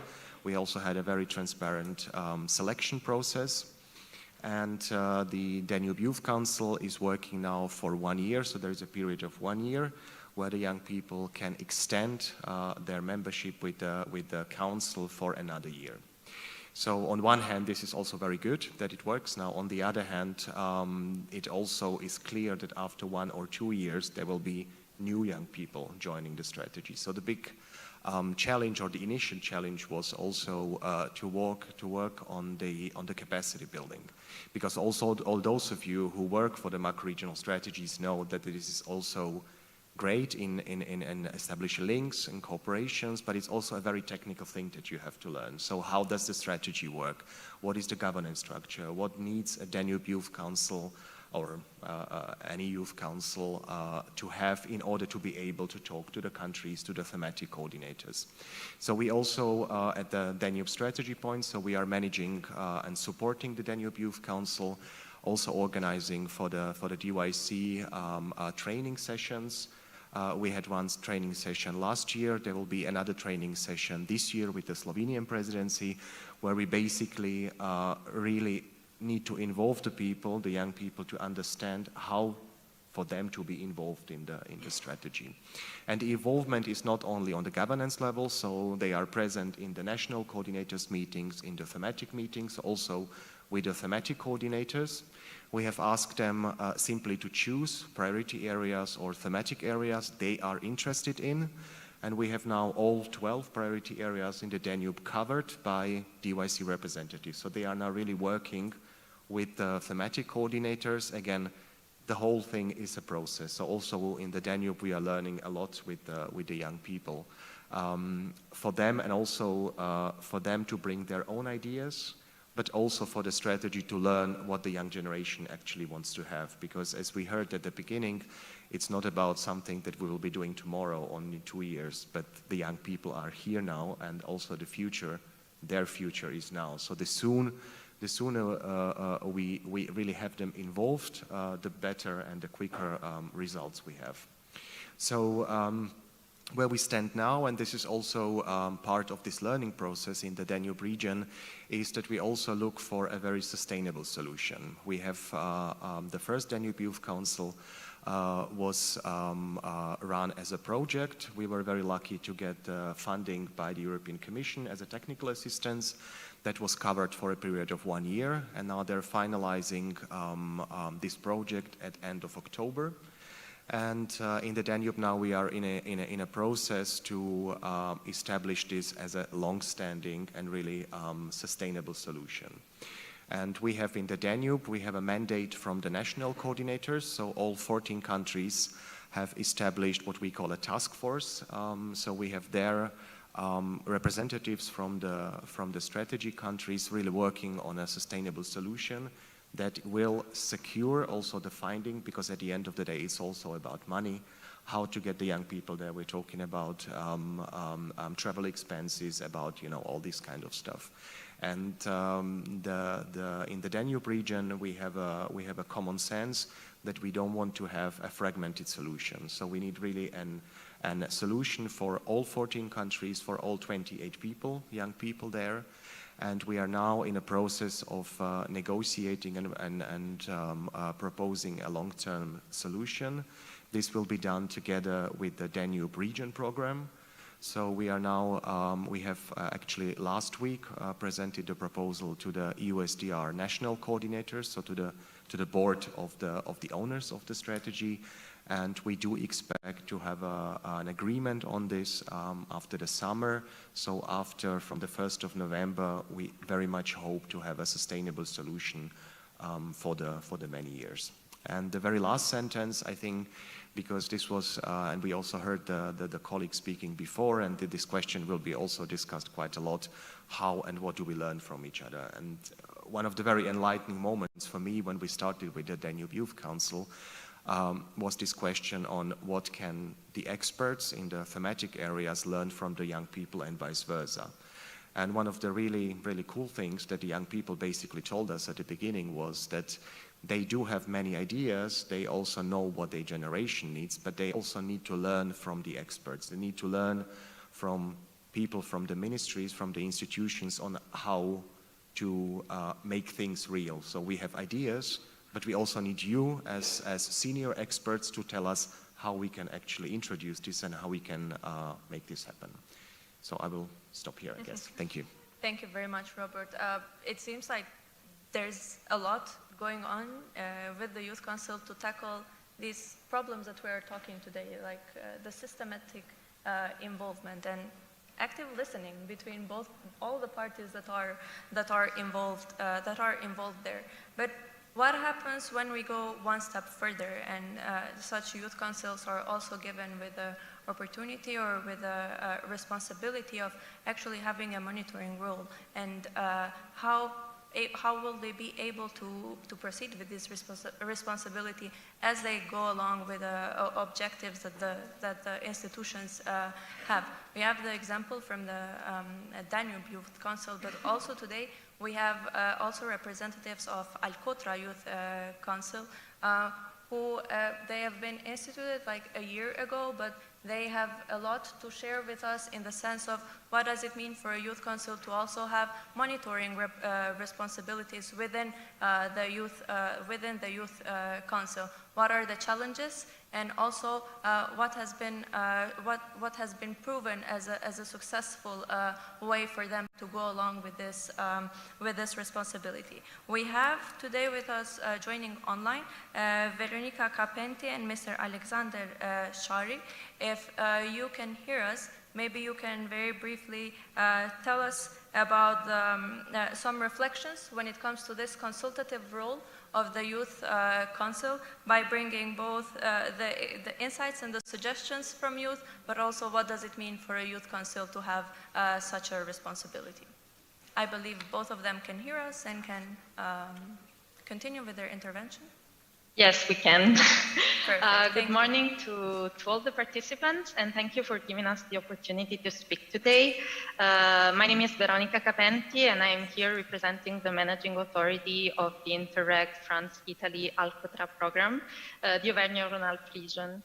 The Alcotra program has always been committed to young people, especially during the 2014-2020 programming period, by involving them in its actions on the territory.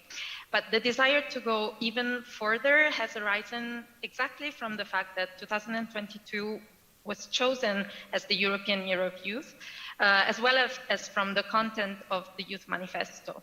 So in the first months of 2022, we worked on the building of an Alcotra Youth Council, and we worked on an internal regulation that was approved by the monitoring committee. And we also started the recruitment process of the young members, which took place between May and June 2022. So the council was officially installed on July 2022 during the first monitoring committee for the 2021-2027 programming period, and the council will be a part of the monitoring a consultative member of the monitoring committee for the whole programming period. The core of this initiative is therefore that the council is, for the first time in Europe, a youth council which is integrated into the governance of a ETC program. The council is member with consultative power of the monitoring committee, which is the decision-making body of the program. And as for the actions and the missions that the council has done so far and that it will do in the near future, I will leave the floor to Alexandre, which is a member of this first year of Alcotra Youth Council. Hello, can you hear me? Yes, we can. Okay, thank you. So, as Veronica said, we are very committed in the Interreg program, Alcotra program, because we are consultative member within the steering committee. And apart from that, we participate to all the steering committees, the events for launching the Interreg program for 21-27.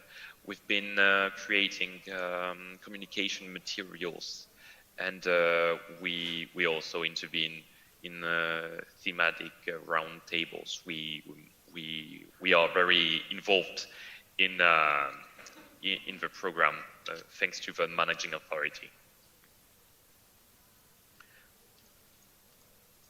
I think. Yeah. Sorry, I will also add something concerning the recommendations that we as representatives of the Youth Council can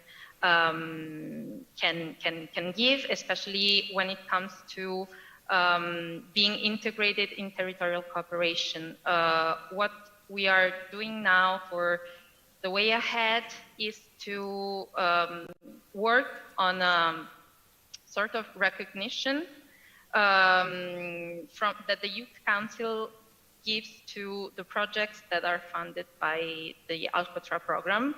And the members of the council, as Alexandra is, they have been working on a sort of list of criteria that are related to young people and that are also related to the issues that are more common among young people.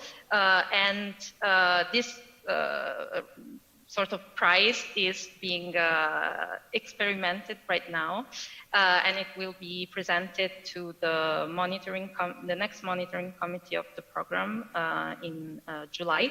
And if it will be approved, it will be the very first time that a youth council is disinvolved in the governance of the program.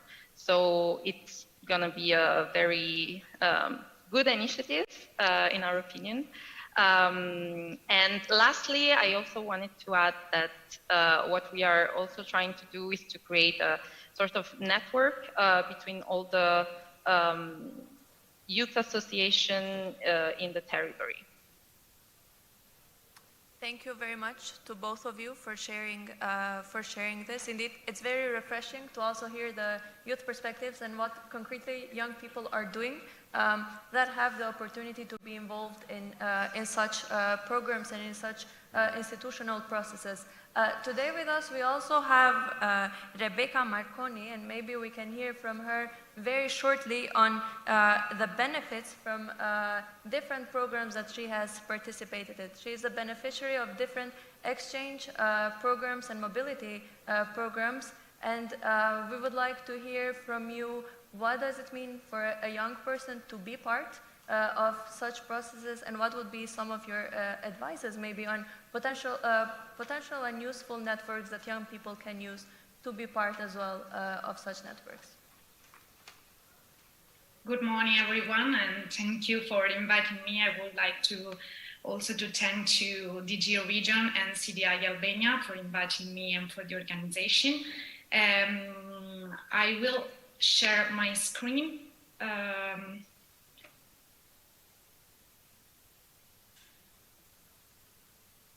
guess I can.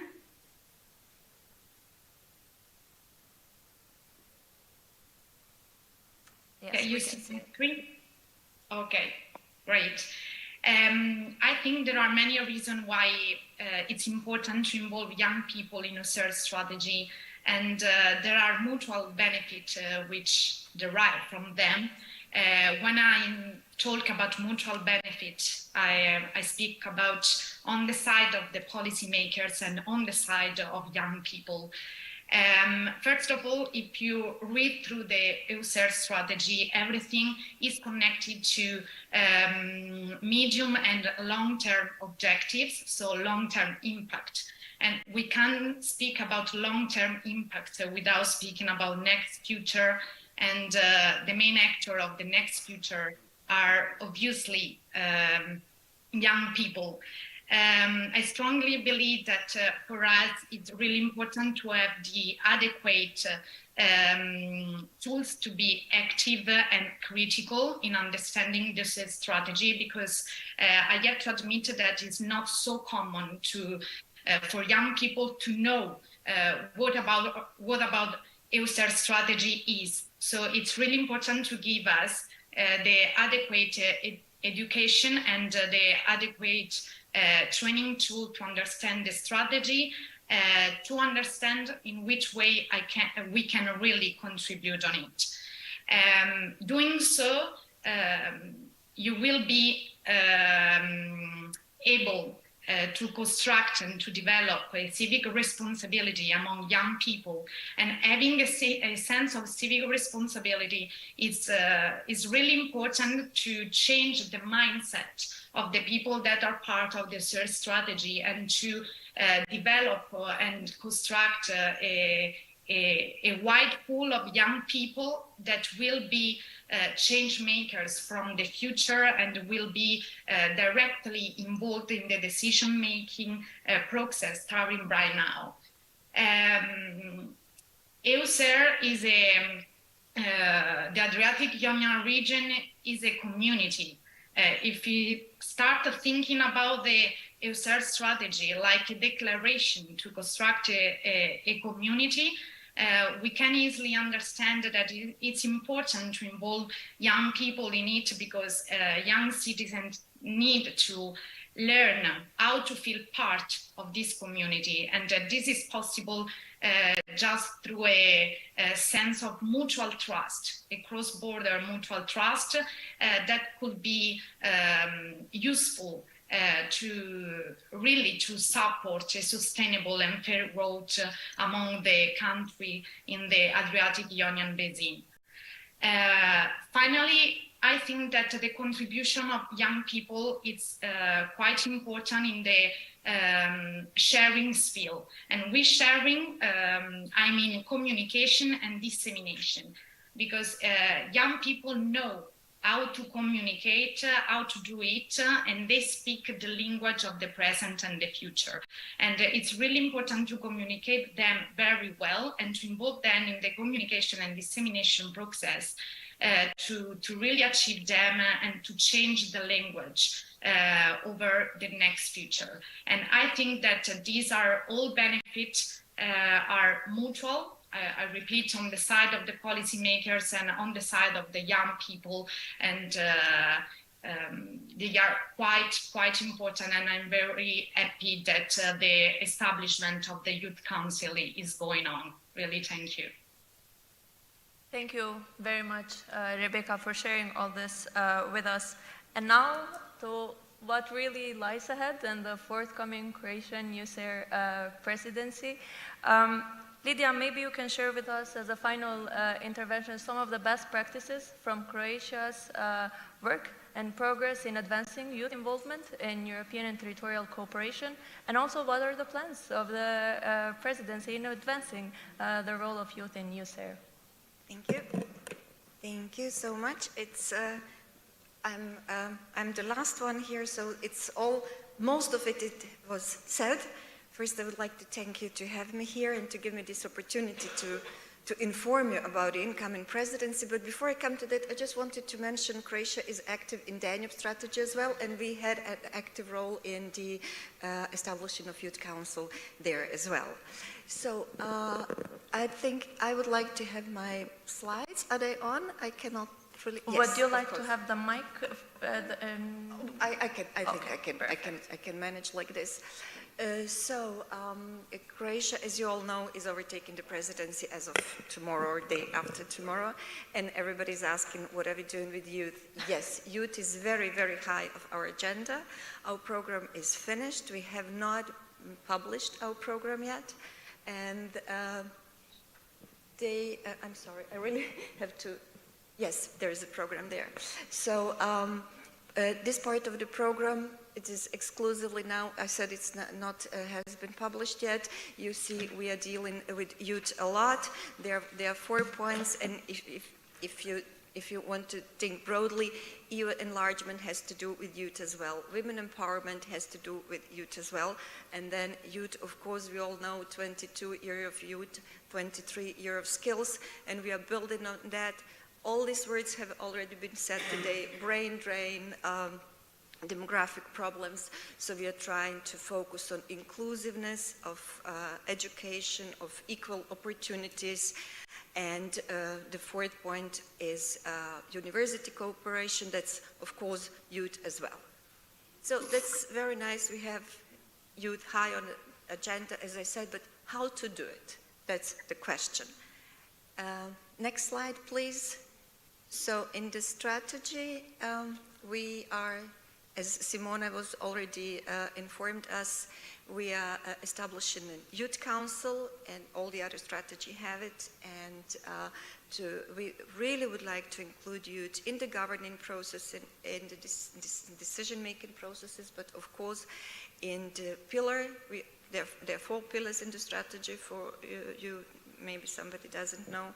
And like in the Danube strategy, as we included youth in the work of priority areas, that we would like to do here, and include youth in pillars, really to give them some concrete issues to deal with. And hopefully by May 24, the Youth Council should be already working. Yes, we hope so. And another thing, strategy is now 10 years old. The world has changed, and not only the recent issues and challenges like the aggression on Ukraine or COVID, but still in 10 years, the world is going very quickly developing. That's why we needed a strategy, needed a revision. I mean, not Croatia, but the whole strategy. So Croatia proposed that together with the presidency of Bosnia and Herzegovina, we made a proposal to create a new pillar, a social pillar, because we felt there are no enough issues dealing with social issues and health, youth, inclusiveness, all the questions that are going with the fourth cohesion policy aim. So that's why it was the decision has already been taken in the strategy that the new fifth pillar will happen, and it will happen. We are now in the process of thinking how, but I will stop here. I will just show you. Can we please go next slide?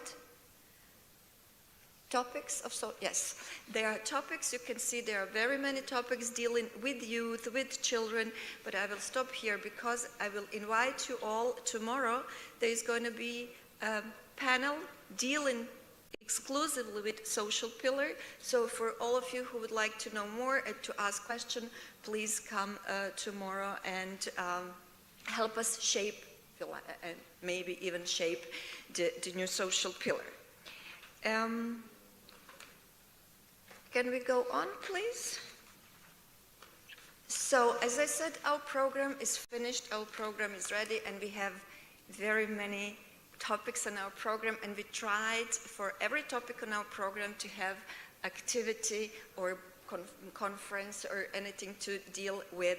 So these, they are here, except for the launching, are only those who are in some way dealing with youth. So there is a launching on 20th, there is a women conference, women empowerment, which has very strong part on youth involvement as well, youth panel, and the other ones are dealing with youth. And I would really like you to participate. There is going to be a big conference in November where we are trying to get all the institutions, SPD and Interreg, and all of them who are dealing with youth. But of course, a lot of youth councils, network, whatever there is there, because we need to get all of them together, and we would really like to hear from young people what they would expect of us, what can we do better, how can we include them to really make this region prosperous and youth, because without youth, there is no really prosperity in the region. So I think I'll stop here, and thank you for having me here. Thank you very much, Lydia, indeed.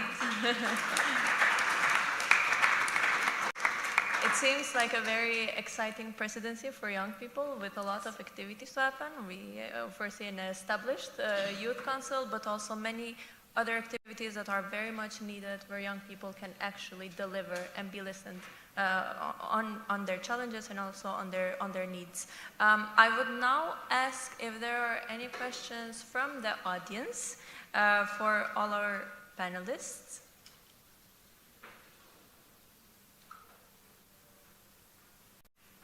Do we have, or are we all hungry? Yes. Yes, we have a question here.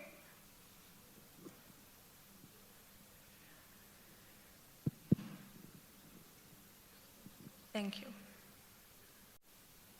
Hello, thank you for arranging this today, and I'm happy to participate and to hear about the EU strategy and of the EU Youth Council. And I also have to say that I'm also sorry there's no more young people today here, and maybe something to think about for the next conference. Maybe you should kind of advertise better this event and to get closer to young people, because I remember when I saw the ad that was sponsored on Facebook, it didn't say anything that it has some discussions about youth. So maybe something to think about for the next time.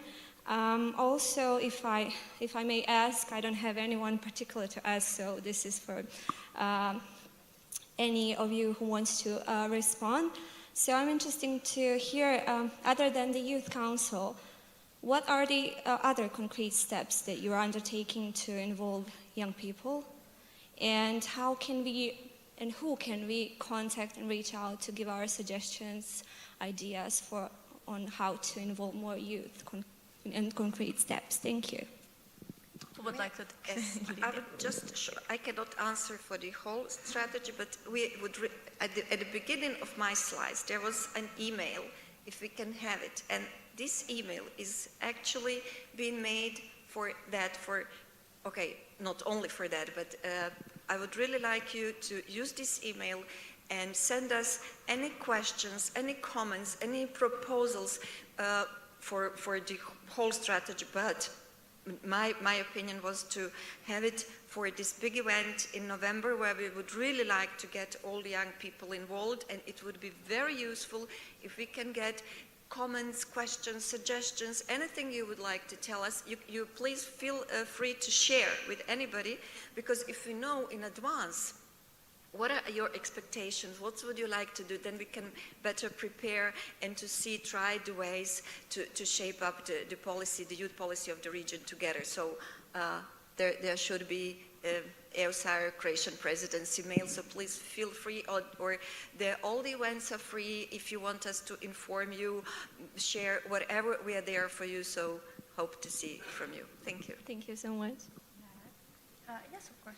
Yes, in addition to what Lydia said, the contact of the presidency of the website of EUSAIR, you have all the contacts from the national contact points as well as pillar coordinators. So contact information is available there, and we can be easily reached on a national level. Pass all the questions. I mean, all the questions and interventions that would come on national level to be passed further to our colleagues from Croatia as well. Thank you. Yes, of course. If I may complement, what we are also planning in the Danube region for the future, we have now the Danube Youth Council established, but we're also working on, let's say, another approach to what we call in the Danube DYON, the Danube Youth Networks in the Danube region. So we're not only targeting now the young people representing their generation, but also trying to get together all the organizations, NGOs, etc., who are working in all the 14 countries, very much on the ground, also to provide them a platform for exchange. So hopefully within the Slovenian presidency cycle, we will have also this DYON, the network of youth organizations from all the 14 countries established. So we also expect there to have new inputs, not only from the young people themselves, they're established now and they're working, but also to get ideas and also get a lot of experience from the organizations which have been working along the Danube region for many years. So also to connect and to unite this experience from the organizations and from the young people. And in case you want to get in touch with the Danube Youth Council, they also have their own governance structure already, so we have spokespersons. So anyone who is interested also from EUSAIR, also to learn from each other, if I may, the email address is the DYC at, and now it gets complicated, EUSDR-DSP-EU, but you can also just go on the Danube region website, and there you'll find the email address and the contacts from every single person now, so even the colleagues from EUSAIR countries that are also in the Danube region country, if you're interested to get in touch with them, to learn from them what their experiences was, we all have it online. So just go on the Danube-region EU website and you can directly connect with the young people there. Thanks. Thank you very much, Robert. And there are also a few questions from that part of the audience. Yes, I would like to ask the question regarding EUSAIR presidency in Croatia and of course Danube strategy point. Are there any plans or maybe future thinking about publishing a call in the Danube or Adrian, specifically target to the young people, to the age, I don't know, 25, 30, call for proposals? Thank you. This is a question for the IPA monitoring committee, maybe not for us. Yes, exactly. Yes. I'm not able to answer that question. It's for IPA Adrian. Yes. But we will publish a call, but considering the establishment of youth council, that's a bit different thing, I think, what you were asking. But I'm not able to answer your question, considering IPA Adrian. Sorry. But maybe during the days of the forum, there will be more space also to discuss and to explore this one. And our final question is there. If you can pass the mic. Thank you. Thank you very much, Jan Kulenovic. It's not a question, I felt more as a brainstorm also, so you can comment later. I mean, a few things. One, as someone who is working 20 years in the field of youth information, I think what we also seen, and probably you have also in your practice, the reasons why the chairs are empty is not because young people are not interested, or it's, I don't know, organizational mistake, etc. It's just pure different generation with different tools. This setting and this general environment is not youth-friendly anymore. And we have to accept that, not to teach them to sit here, but to adjust to them. So, for example, we don't have time, but with Lydia I will talk later. I mean, for the next presidency, but involving young influencers, putting that on TikTok, putting that on other means of, is not only, I would say, pretending to be youth, cool and sexy, but it's also the way of new communication that we have to gain and collect their ideas, their thoughts, and then maybe organize even with few influencers in Split some other sessions with very short, with Snap, tap. We have to translate our resources, opportunities, work and program, and it happens so fast, unfortunately, like it or not. So this is first comment and suggestion. Second, I think looking on the council level and everything, for young people in general, this political dimension is not so interesting or visible or tangible or clear, but what is a great opportunity in EUSAIR is these concrete options. So I would suggest when we are talking, you have this forum of cities in Adriatic Union. And city means local level, and that means hubs, swimming pools, employment opportunities, whatever, and that is tangible. So it would be very interesting with mayors and with that kind of forum, how to connect with local youth councils, local examples, local practices. Now is Pyramid in Tirana. It's a great thing. It's so inspirational, I think, as a new IT hub in the region, to be some kind of such example, to talk about this agenda, but on the very local, concrete storytelling level. Third, I mean, with the university, we had in the last panel, also previous one, with the university, it's a great opportunity, for example, that Balkan, I'm talking more from the Western Balkan side, are already integrated in European programs through Erasmus Student Network, through ISEC, through ISTEC, through BEST, through ELSA, not to name 20 different European student associations. Even Prime Minister Plenković was in European Law Student Association when he was a kid.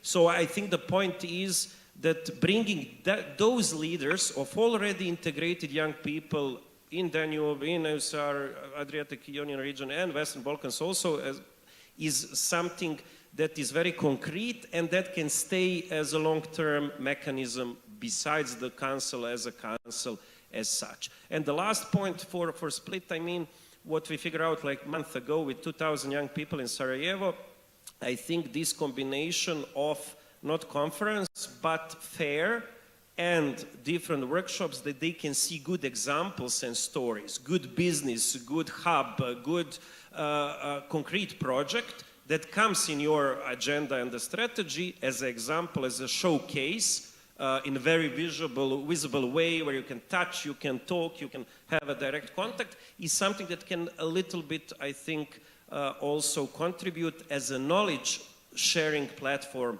as this one. So not only the usual conference type, but also this kind of knowledge with database, with showcases, that can be also online, later digital, etc. So there are few, I mean, you can comment also, but I think, as you mentioned, there is another panel with social field. And the last, not the least, I mean, skills. Thank you. Skills are important for youth employment, so I fully support Presidency of Croatia to focus on skills. Well, I need to answer that a bit, just very quickly. Yes, yes, and yes. And that's why we need young people. That's why we need input from young people. We already reached out to youth network Croatia, Mreža Mladih Hrvatske, to get the inputs and to tell them how to reach out to young people. I mean, that's the way we are from government. That's the way we know. You know, we need you to show us the way how we can meet and how we can put things to move together. So I will not bother the audience anymore, but I think we'll do something together. Yes, okay, thank you. Thank you very much. Yeah, of course, this is the way to go, and this is what will also follow with other activities that CDI is organizing, because you cannot always ask young people to come here. You should also go to the young people and be there for them and talk to them, especially not only in capitals, but also in the areas where such events and such activities are not happening. So it's good that it has been reiterated, it has been confirmed, and of course it is going to happen. I don't want to keep you longer. From food, I would like to thank you all so much for all the insights and everything that you shared with us today. Also our online panelists. Thank you for your time, also to our audience and the online one. And yeah, I invite you to join the lunch, and we look forward to seeing all these new things that are going to happen in future cooperations and partnerships. And yes, of course, I invite Gilles for the last part.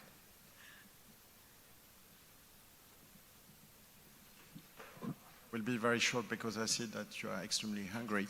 No, I took note of your comments. I'm very aware. You see, we had a discussion yesterday, and forest communication is really actually interrelated to this youth involvement, let's say, challenge that we're facing. That's very clear to us. So I want to reassure you, as it was proposed, we would like to discuss more with you and others, because I see also that your intervention created reactions in the room.